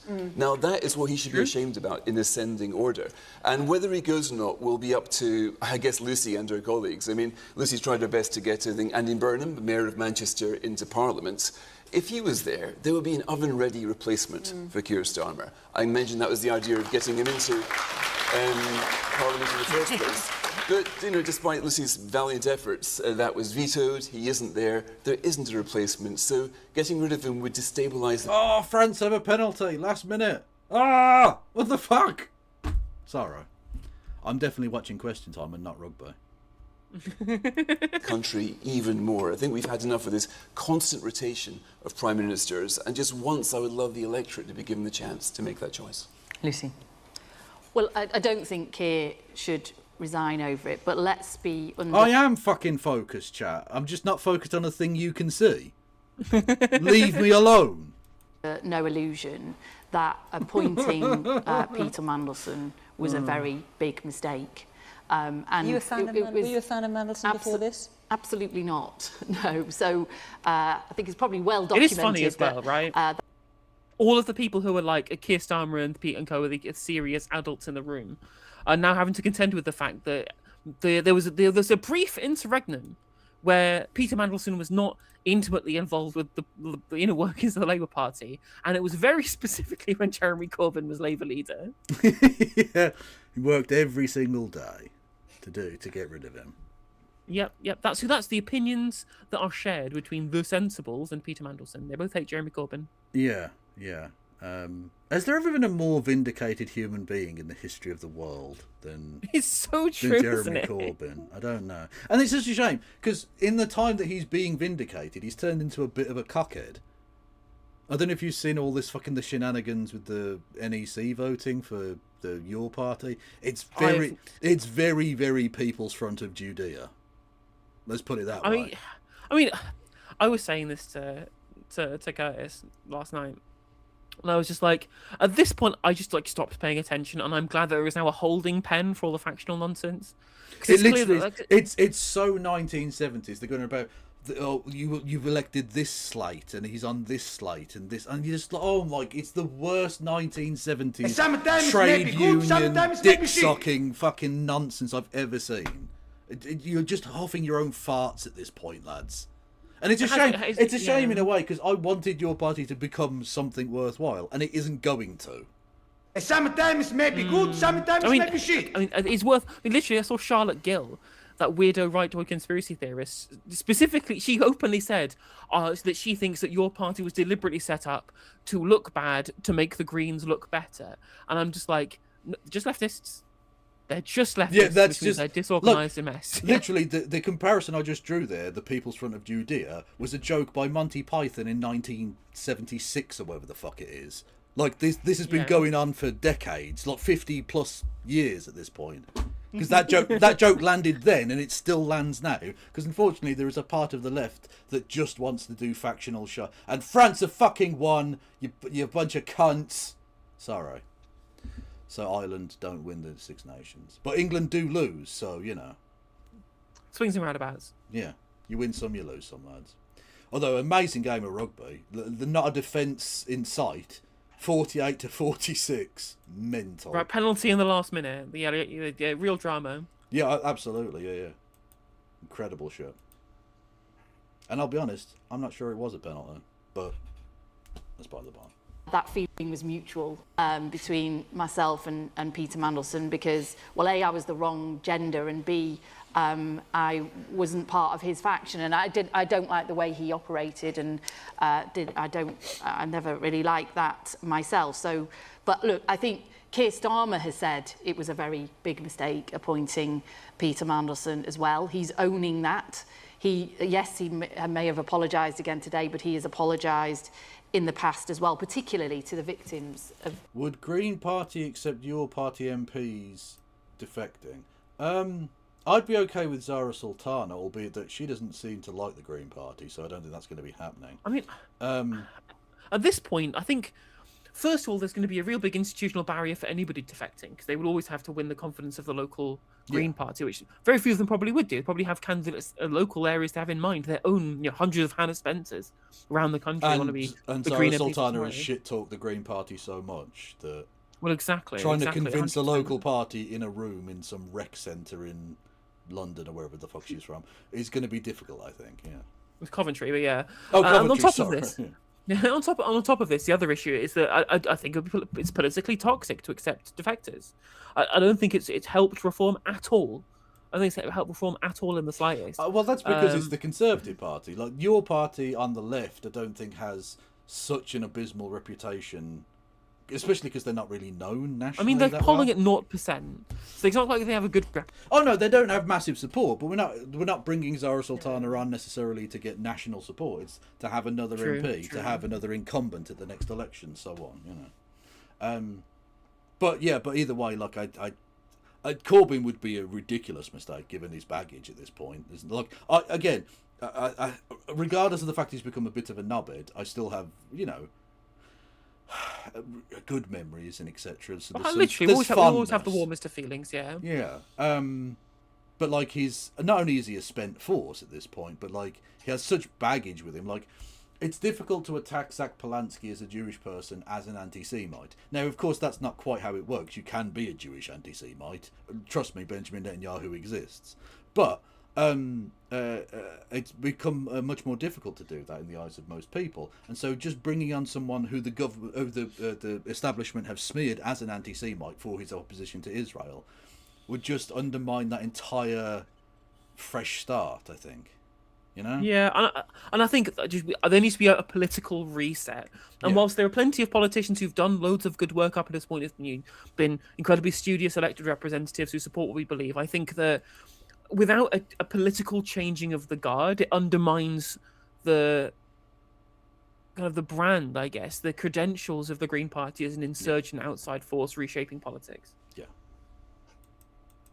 Of Epstein for making that appointment, and I think you mean Epstein. Yeah, pronounce it correctly, please. Okay. Sorry, I'm just hearing that David Baddiel has self-destructed. Okay. No. Spoken to Keir about it. No one regrets that decision more than him. I can tell you that now, because it's not who he is and it doesn't reflect who he is. But what I would say is that being Prime Minister of this country, which is a great privilege, obviously a huge privilege to have that power and that impact that you can have. It's also a job that every single day, you're making very big decisions, and every single day you're getting competing advice about the risks of this, the risks of the other. And we've just been talking this evening, haven't we, about Iran. And what I want to know is the Prime Minister of the day, did they make the right judgment about issues like going to war? Well, no, Keir Starmer doesn't. He's wrong about everything at all times. Like, he's never correct about anything. Well, to be correct would have to have an opinion on anything. True. Or, read things to understand the issue and then make a judgment call, yeah. Or not, when there is not a legal basis for that war, and when going into that war would not be the right thing in the national interest. When you are getting advice, lots of advice from your political opponents, from newspapers and from lots of people within government to get involved, that is a judgment that I fully support that Keir has made. And you've got to learn the lessons when you make a big mistake like that. And that is about making sure that you have much stronger vetting, but you also have wider conversations, cabinet level, parliamentary level conversations, so you're hearing more voices. And Keir has now got a lot more women around him. I would just say that as well, to the lady's point there in the green jumper earlier, that who are happy to defend nonsense, yeah. Like, I don't care. Like, so, yeah, you are out there you're literally batting for him now. So I don't care.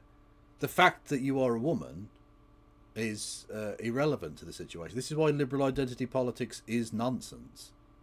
Yeah. Just representation for the sake of representation is meaningless without any systemic change or critique. 100%.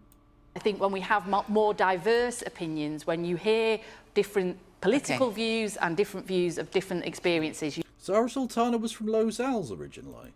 Is that true? That's where my nan lived. It's basically right next to Handsworth. Yeah, okay. And she's of the age where we probably would have been in Los Els roughly the same time as well then. Yep, she born in 93 to a Mirapuri family and raised with her 3 sisters in the Los Els area of Birmingham. Literally, so I'd have probably walked the same streets as her during the early and mid-90s then. Yeah. That's amazeballs. It's a small world, chat. You make better decisions, and I want to make sure... That was back when there were white people in Handsworth. Ridiculous. Obviously, Jenrick's such a fucking gobshite, really. Sure that this Labour government now makes better decisions. Sean? We do have to think about the victims, and Kay called Jeffrey Epstein a convicted sex offender. It's so much more than that. The crimes he was convicted of with Ghislaine Maxwell were running a criminal trafficking operation. That's what he was moving many young women around the world in his planes, in his houses. I'm aware of this that. is a really a much more serious thing than one paedophile that nobody was aware of. Yeah, but she was friends with Peter Mandelson, so she has to protect herself by like downplaying it. Like you don't deny it because everyone knows it's true, but you just go, well, you know, he was a sex offender, and I didn't even know that Peter Mandelson knew him, so it's fine. There's some of the Trevor Phillips like cope moment on the Sunday morning after the Things and Stuff was released on Sky News, going like, "Well, I was friends with this guy, and he was the best man at my wedding, but he's been such a bad boy." Yeah, ridiculous. Because again, it's the Epstein class. You don't have to have been even directly. There are people involved in this that have never met Jeffrey Epstein who didn't know him, but they're connected to people that do. And they knew a lot about all of this kind of honeypotting scheme that went on and were happy to just go along with it. There is an entire class of people who run the Western world, and by extension much other parts of the world because of imperialism and so on, that are up to their neck in this shit. And it needs to be cleaned out if there's ever to be any actual change. True. It was a huge thing. And Mandelson, we know, was on his planes, in his houses. Should Keir Starmer resign? He communicated with him after his conviction, and he remained his friend. And the thing about Keir Starmer is, he knew about that. We know now. I'm getting slightly Brummy overtones from Sian Berry's voice here as well, and I don't think she's from here, is she? I will check. There's slight. The internet. I'm getting some. Yeah, I'm getting some. There's some like Midland accenty vibes going on there. No, she's from Cheltenham. Well, that's not that far away. Well, I mean, she's got a regional accent at the very least. It's Midland-ish. Interesting. Interesting though, she went to state school, but she did go to Oxford. She studied metallurgy. An actual worthwhile thing. Yeah, with a Master's of Engineering degree. Was it also? I think Thatcher did metallurgy as well, didn't she? If I recall. No, I think she chemical science. I think. Oh, wow. Sort of close enough, I think. Yeah. That kind of area. Yeah. Life and education.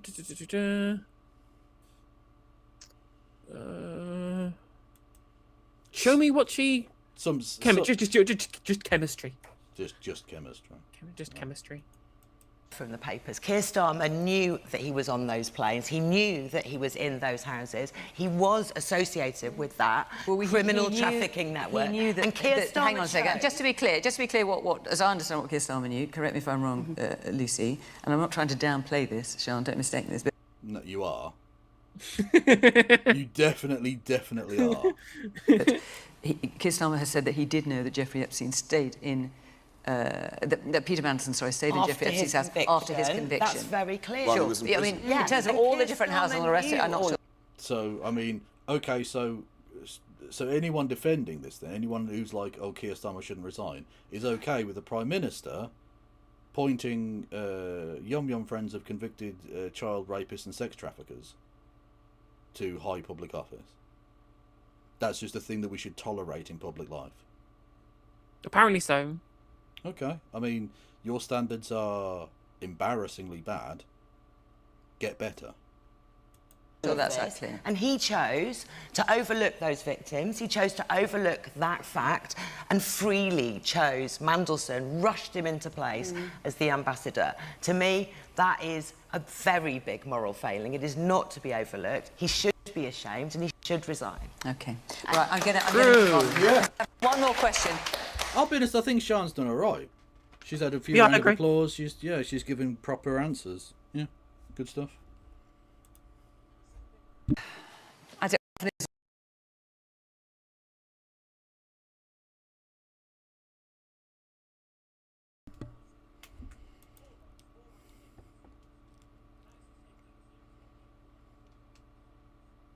Are we talking about Winnie?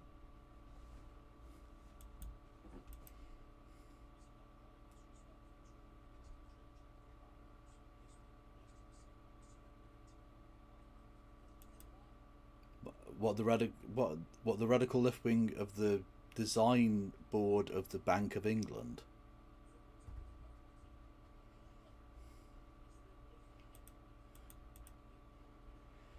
Yeah.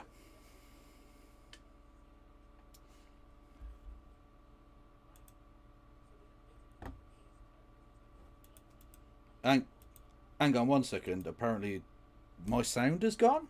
What?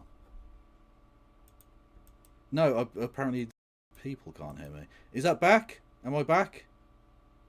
Can you speak for a second so we can check?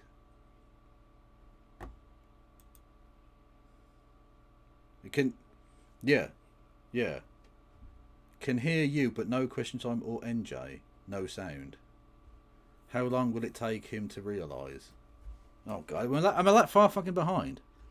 Well, look, we'll have to play on and see, because I don't know why that's doing it. I don't know.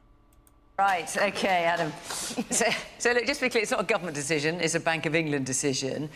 Why do you think... So the idea is, as opposed to having Winston Churchill, Jane Austen, Turner, Turing, et al., there's going to be animals, as they have in Scotland, actually. Red squirrels and... Yeah. Also, like, was it anti-Elizabeth Fry when they got rid of Elizabeth Fry to replace her with Winston Churchill? Like, it's...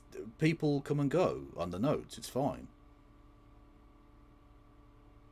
Oh, and now I can't hear you. Yellow? Hello. And she's gone.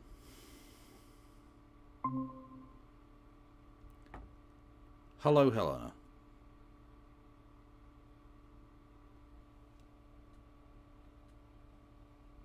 We were doing so well, chat. We were doing so well. The Bank of England is controlled by the government. Not technically, it has independence. Yeah. Oh, and she's gone again. Okay. Please work. I'll tell you what, I'll drop out and come back in. Hello? Yes, I can hear you. Can you hear me? I can hear you, yes. Right. Brilliant, perfect. But yeah, it's worth pointing out, when she says this is a Bank of England decision, the Bank of England launched a fucking consultation. They do update these every 10 years. They've not just decided to cancel Churchill and woke has infected the Bank of England. They are doing a routine replacement of banknotes. A routine replacement of banknotes. They asked the public, what would you like? The public, with a choice between historical figures and animals, they chose animals. And there was a vote, and then now they're doing it. It's not... They're not getting rid of Churchill because they hate him or because they think that he was terrible because of all of the Indians that he killed, which is true. No, it's just routine. It's every time that you get, yeah, like the Elizabeth Fry point is exactly right. Yeah, absolutely. Indeed. Well, thank you for the bits. Yes, leftist audio, etc. They picked a weird church hill to die on. Okay, I see what you've done there. You silly sausage. And the like, and there's going to be a public consultation about which animals they want. Why do you see this as surrendering to the radical left? I just feel that it's a complete unnecessary move. It's obviously going to be a cost to change it to animals, and I question where this country would be without such a great leader as Winston Churchill was. Yeah. And why do you think it's a hang on a minute. Like, again, there's going to be a cost to it. Yes, there is a cost every 10 years when they update the banknotes. Every 10 years. This cost has already been priced in because they are already going to replace the banknotes. Yeah. Yeah, absolutely. These Greens who won the seat next to mine, so I live in the Duckingfield constituency with... Hang on. Hang the fuck on, my man. Are you suggesting that the Green Party, specifically Hannah Spencer, who has spoken in Parliament once, as far as I'm aware, is to blame for Winston Churchill being taken off the £5 banknote? Are you actually suggesting that? Because that's the biggest... These people vote. Bullshit. These people. This guy's vote counts as much as ours do. Honestly, I think we need to get the calipers out on people like him. Then we need to understand what the cranial issue is with this creature. Angela Rayner is my MP. Obviously, the Greens won my seat, and yes, they're what I deem the radical left and a danger to our country and society economically more than anything. Okay, but how are they? You think they're in control of the Bank of England? We've got our tentacles everywhere, Kev. Our savage, menacing tentacles. Yeah, the Green Menace reaches all the way to the fucking city of London. What a load of shit. Well, John, listen, this is about the banknotes. So we put our dreadful animals on the currency now and everything.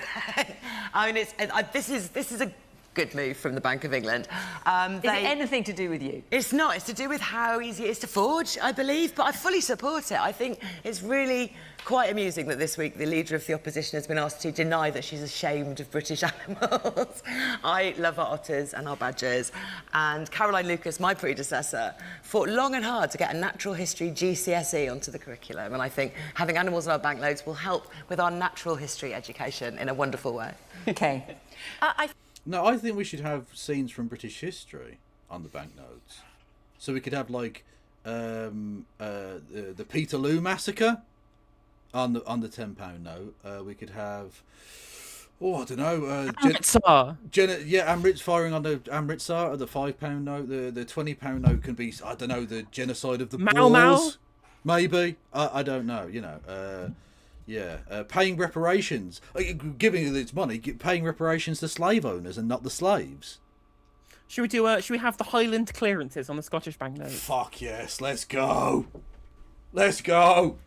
I think as long as we've got enough of them in our pockets at the end of the week, I don't really care what's on the back of my banknote, if I'm honest. All right, let's hear from the audience there. Literally. Oh my God. Did you so see sensible answer. Ed Davies jumped on this, and I'm just like, why do the Liberal Democrats exist, man? It's just so absolutely pointless.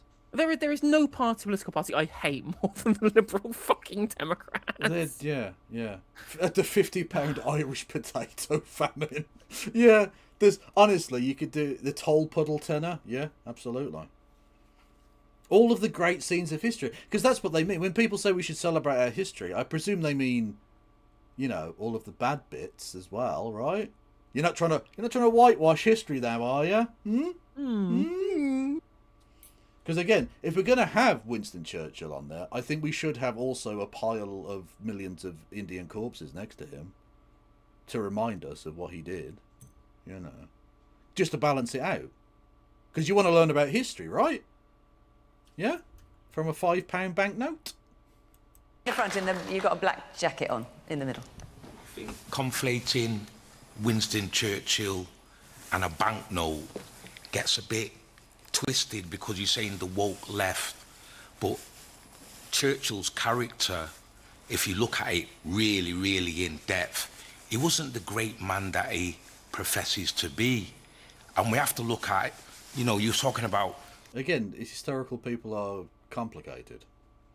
And that's fine. You don't have to adore them or absolutely universally despise them. You can say they were complicated, fucked up people. And that's fine. Don't venerate them then. Don't put, like, there doesn't need to be statues of all these cunts. There just doesn't. It's like people. It's like, remember when everyone was getting mad about the slavery statues? Yeah, what the fuck are they called? Colston in America. Oh, you mean the Confederacy statues? Yeah. The Confederacy statues in the United States, right? And going, but it's going to take down all of that. No one will understand the history of the Confederacy. I was like, yeah, which is why since they took down all of the Hitler statues in Germany, no one remembers who the fuck he is. True, very true. Well, my solution, of course, I think is a perfect compromise, right? You know, they're like it's always like a bloke on horseback, right? So some people want there to be the statue and some people don't. So meet them halfway. Cut the top half of it off and just leave the horse. Everyone likes horses. Who doesn't like a horse statue? Lovely horse statue. No problems. Yeah. Although, of course, my favourite... have you ever seen the amazing Civil War statue that someone put up? They made they made it out of a bathtub and it looks like a Futurama robot. Hang on. I'll try and find it. We'll play on and I'll find it. Keir Starmer resigning. You assassinate people's character based on your own personal view and your own take of what is moral and what's not. But what Churchill did wasn't moral. He might have saved Britain in the Second World War, but his history as a man and his character ain't all of that. Like none of us. We've all got flaws. We've all got things. We've all done things. I mean, it wasn't just... I mean, there's Turner on there, one of the greatest painters of our nation. So why are we holding up Winston Churchill as this beacon when there's many, many people across British society in history that have done... I've found it. It was Nathan Bedford Forrest, who was a cavalry officer during the war and a massive slave trader, obviously. And someone made this statue of him, and it's just perfect. I don't mind having that because it doesn't make him look good, does it? It makes him look like an evil robot. Well, they're creating it again because people like tried to mark the Confederate statues as being like a historical monument. I'm like, they're very, very recent. They're incredibly recent because they were put up essentially to intimidate the freed slaves. They were put up to intimidate black people. There were two main monument drives. There were, like you say, initially, just after the Civil War, groups called the United Daughters of the Confederacy put them up in order to, like you say, intimidate black people. And then, during the civil rights push of the 1920s and the rise of the second KKK, you again have a massive number of these statues going up. It wasn't Confederate War veterans that wanted these things. Most of them, literally, there were Confederate War survivors who literally wrote to the papers and said, don't put these fucking things up. We want to forget that this war happened. You know, we don't want to commemorate these things. It was awful. Like, put up a statue to the war, but don't put up statues of men. That's ridiculous. No. But again, it wasn't about that. It was about trying to enforce racial supremacy through memory, I suppose. Which is why, of course, the groups like that got involved with school textbook committees and things like that to ensure that their version of history got taught.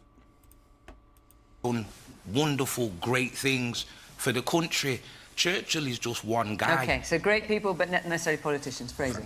Churchill is one guy who preserved the freedom and the way we live life today. He's the greatest political hero his country has ever produced. I also hate this shit. Like, no, the heroes of World War II is every single citizen of this country and indeed of the Soviet Union and the United States and Yugoslavia and the Commonwealth nations who picked up a weapon to defend the world from fascism, right? Yeah. Winston Churchill is one man. You don't fucking great man theory away the sacrifice of these motherfuckers keep pushing upon this is really important on Remembrance Day, as they should, that it's important to recognise the sacrifice of the people who fought fascism, right? When it comes to venerating the heroes of the war, it's all Churchill. It's all Churchill, right? Churchill is his individual man is the single most important part. I'm like, no, fuck off, mate. There was like tens of millions of Soviet citizens gave up their lives to defeat Hitler, and they were a fucking.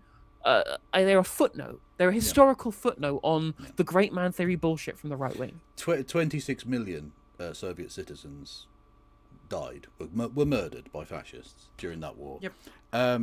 More than every other nation in the European theatre combined. Just to point that out. If you add in the Asian theatre, then you have to bring in China, which bumps it down. But you get the idea. Yeah. It's still a plurality, by the way, but even so. Yeah. So there's that. But the fact that you have the largest all volunteer army ever mustered on the globe was the Indian Land Army, 2.5 million, all volunteer to defend the India-Burma road and border from the Japanese encroachment, which led to the freeing up of tens of thousands of British soldiers to go and fight in Europe.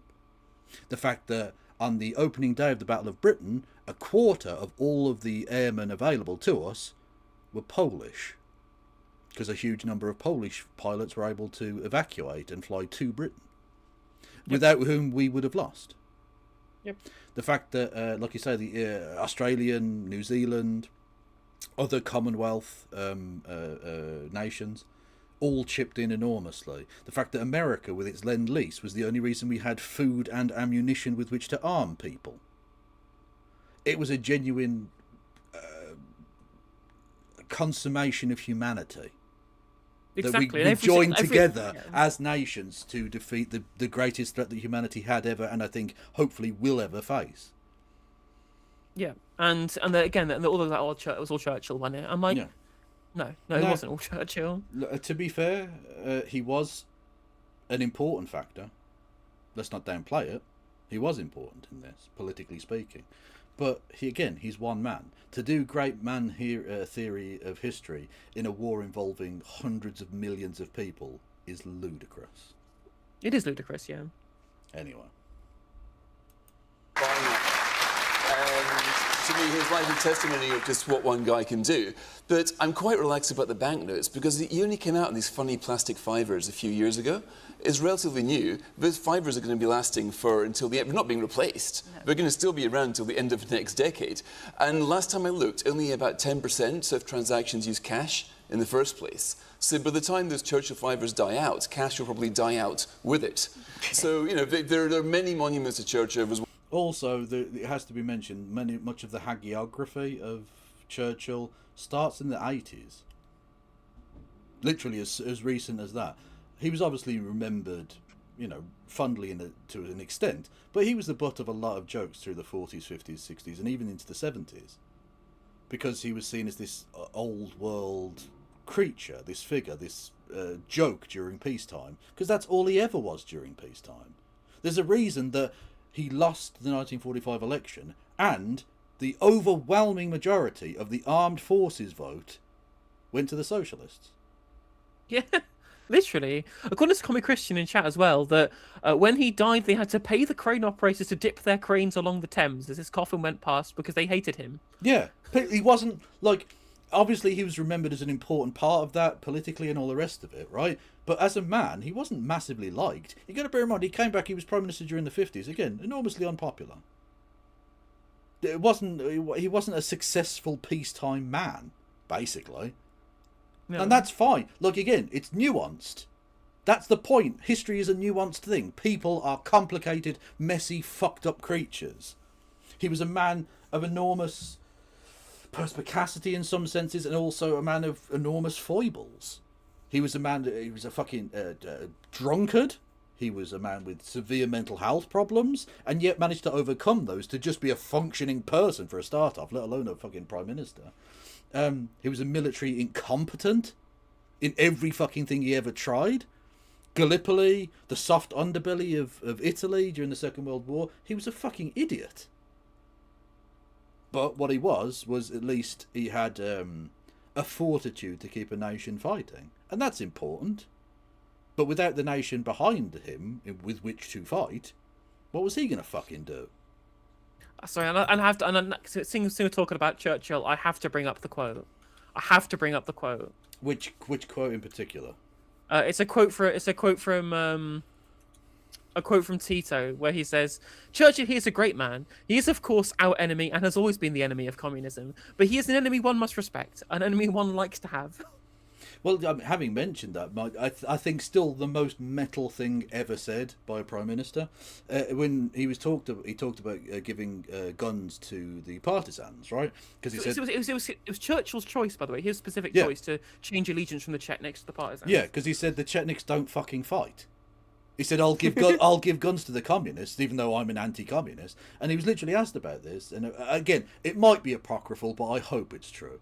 He was asked about this in private, and apparently he responded, what was it? If hell itself would declare war on Nazi Germany, I would have no compunction of speaking positively of Satan in the House of Commons. Love it. Which is metal as fuck. You gotta love that. Like, I'm not saying we should keep him on the £5 note, but tip of the hat for that, you know? One in Parliament, there's lots of better ways of commemorating him. So I don't mind that much about it, but I do think there's, he is the single greatest British hero. Well, Harriet, so I noticed... No, not even close. Not even remotely fucking close. Literally, there are hundreds, thousands of examples from that war alone of people literally giving their lives to protect Britain. Literally, every single fucking fighter who ever got in a plane in the Battle of Britain is braver than Winston Churchill and more of a hero than Winston Churchill. Because Winston Churchill was safe; he was underground. You can literally go to the fucking go to the Whitehall tunnels now. They're a museum. Series of tunnels underneath Whitehall, which were used as essentially emergency government bunkers during raids and stuff. And it's a fantastic thing. If you're in London, go and check them out. They're a fantastic museum of that period of history. But he was safe. People in the East End of London that were getting fucking pounded night after night, they weren't fucking safe. The Anderson shelter only worked if you didn't get directly hit. And most people didn't even have that. Just saying, you know? One of your fellow colleagues, Tom Tugendhat, felt very strongly about this, and that having, you know... Yeah, but it's Tom Tugendhat. I couldn't give two fucks. The fact that he's annoyed by this means I would happily burn every fucking fiver with Winston Churchill's face on it to annoy him. Like, I purposely think we should have, like, a fucking...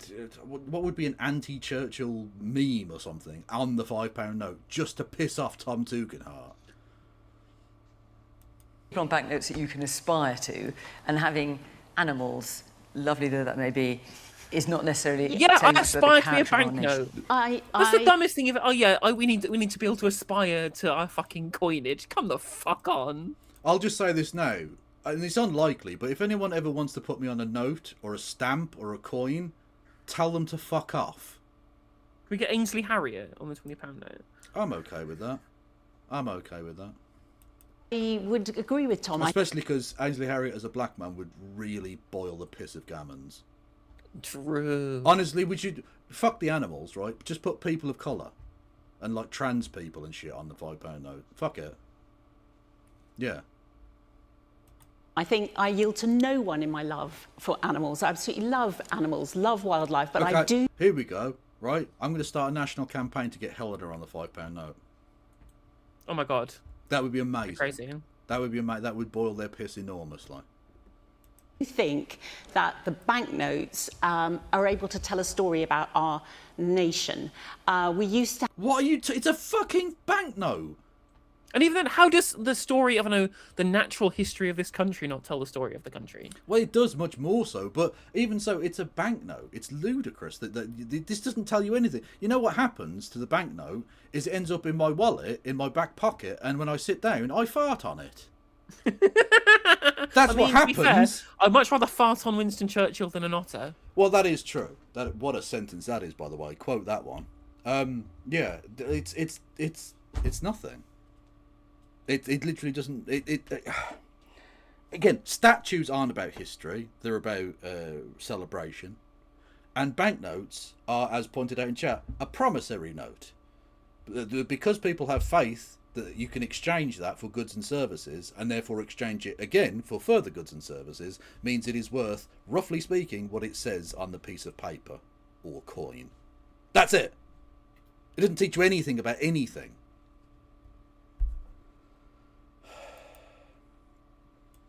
Also, my favourite, one of my favourite bits of Peep Show was Jeremy jerking off to the Queen on a note. Naughty Queenie. We seem to have lost your voice again. Helena. Hello. Hang on, I'll drop out and come back in. Fuck's sake. Hello. Howdy, howdy. There you go. It's clearly me. When I drop out and come back in, it works again. So it's clearly some fucking problem with my system. Well, at least we're almost done. Yeah, yeah. £10 note as someone who was born in my constituency, Edward Elgar. We also have, I think it's on the £10 note, the wonderful Jane Austen. And I remember when she was announced, and my dear aunt, who was the president of the Jane Austen Society, was so thrilled. It absolutely was one of the... How boring have you got to be fucking chairman of the Jane Austen Society? Because those books are shit. They just are. I'm sorry, they are. Let them die. Highlights of her time.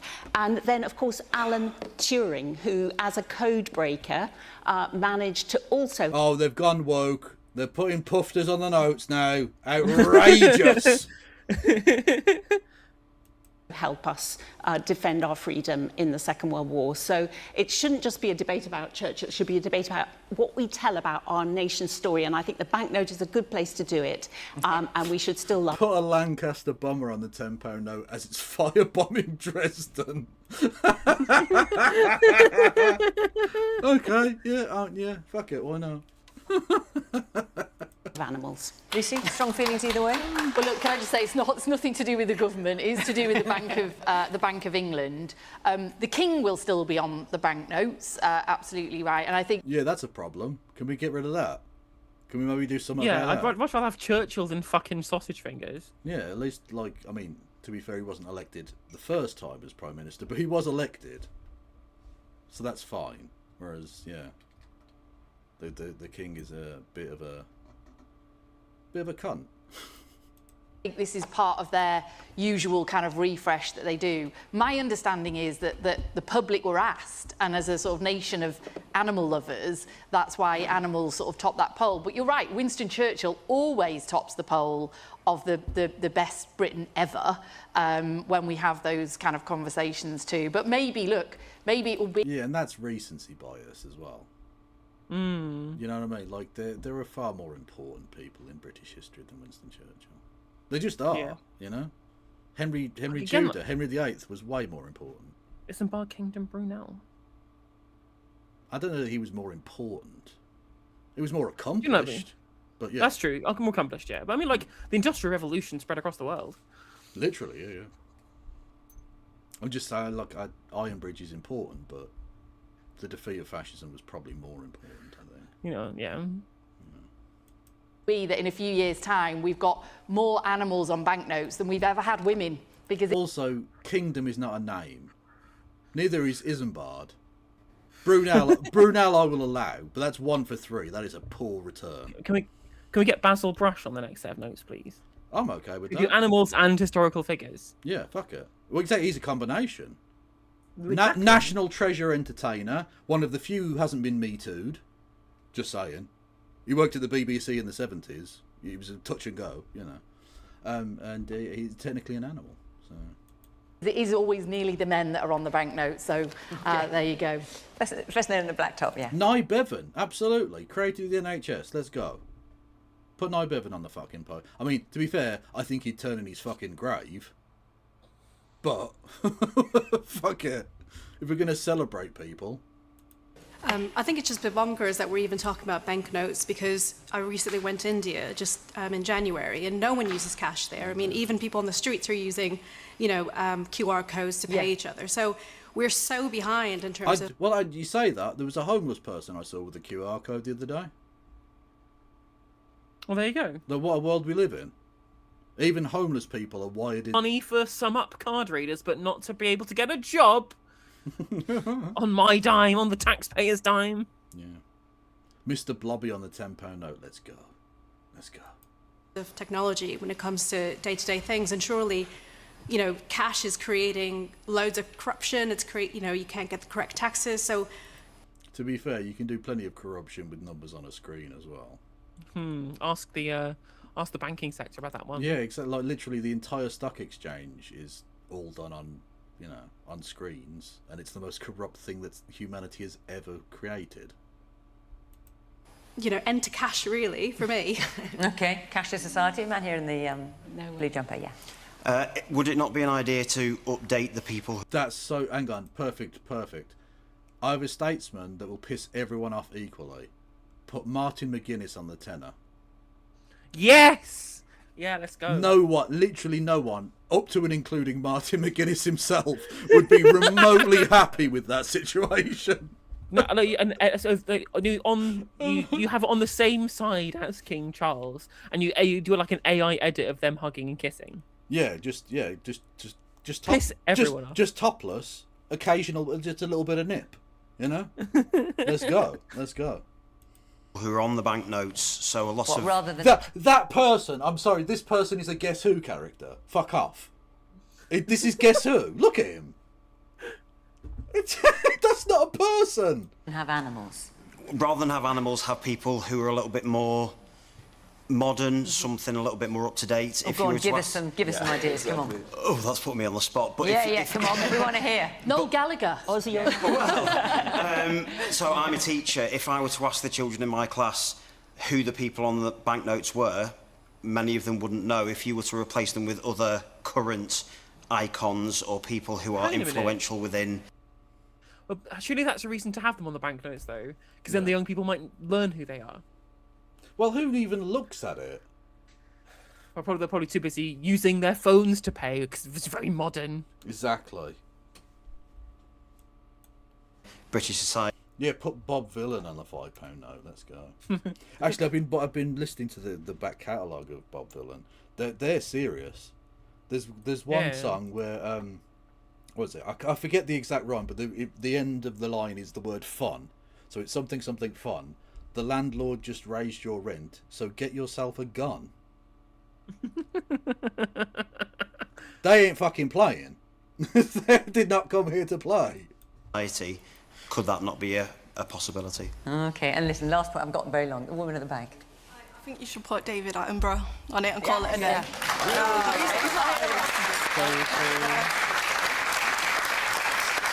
Listen, I know I'm supposed to be impartial, but I'd go for that. Yeah, I yield to no one in my admiration for that lovely and clever man. Right, we have run out of time, I'm afraid. More about banknotes, we'll have to wait another day. But thank you so much to the panel. Yeah, put Xi Jinping on. We'll get some Belt and Road. Yeah. I mean, I guess if they're going to try and do the halfway house of celebrities that are famous for liking animals, or celebrities are famous who are for animals, clearly it should be David Attenborough, Basil Brush, Michaela Strachan, and David Cameron. True. And the Great British Hog. Unconnected, obviously, just David Cameron and a nice British sow. What's better? Name a more iconic duo, chap. Yes. Anyway, other than us and ending the stream. Literally true. Okay, everyone. This was a thing that happened. I'm not sure there's a summing up to be done other than fuck Winston Churchill. Man killed millions. But again, it's frustrating that we had this debate, and I'm just like, they update the people, because like you can tell the person who asked the question didn't even know what the fuck was going on, and that's the time when you really have to sit people down and just go them. You want a 12-year-old, you do have to understand what you talk about before you ask a question in question time, and like make it very clear. They were always going to update the banknotes. There was a consultation, and people already voted for it. They're not getting rid of Churchill because they hate Churchill. They were updating it. They asked people what they wanted to update with. That is literally it. But this is how the right wing operate. Their entire bit is get mad at stuff without understanding anything to do with it. Yeah, that's literally it. They're literally reactionary in both senses of the word. Thank you, everyone. I'm going to send everyone over to Riverboat Jack on both platforms. That is an excellent idea. I shall do the same. Okay, everyone go follow Kevin Logan 18750 on Twitch. Everyone go follow No Justice MTG. I nearly said Helena, but that's not the name of the channel. No Justice MTG on the various platforms, and I'll be back probably tomorrow or something. I don't know. Well, it's award-winning journalism tomorrow. Oh yeah, we can do some LK, definitely. Okay. Well, I'll see you tomorrow as well then. Indeed so. Free Palestine. Free Palestine. Bye. Goodbye.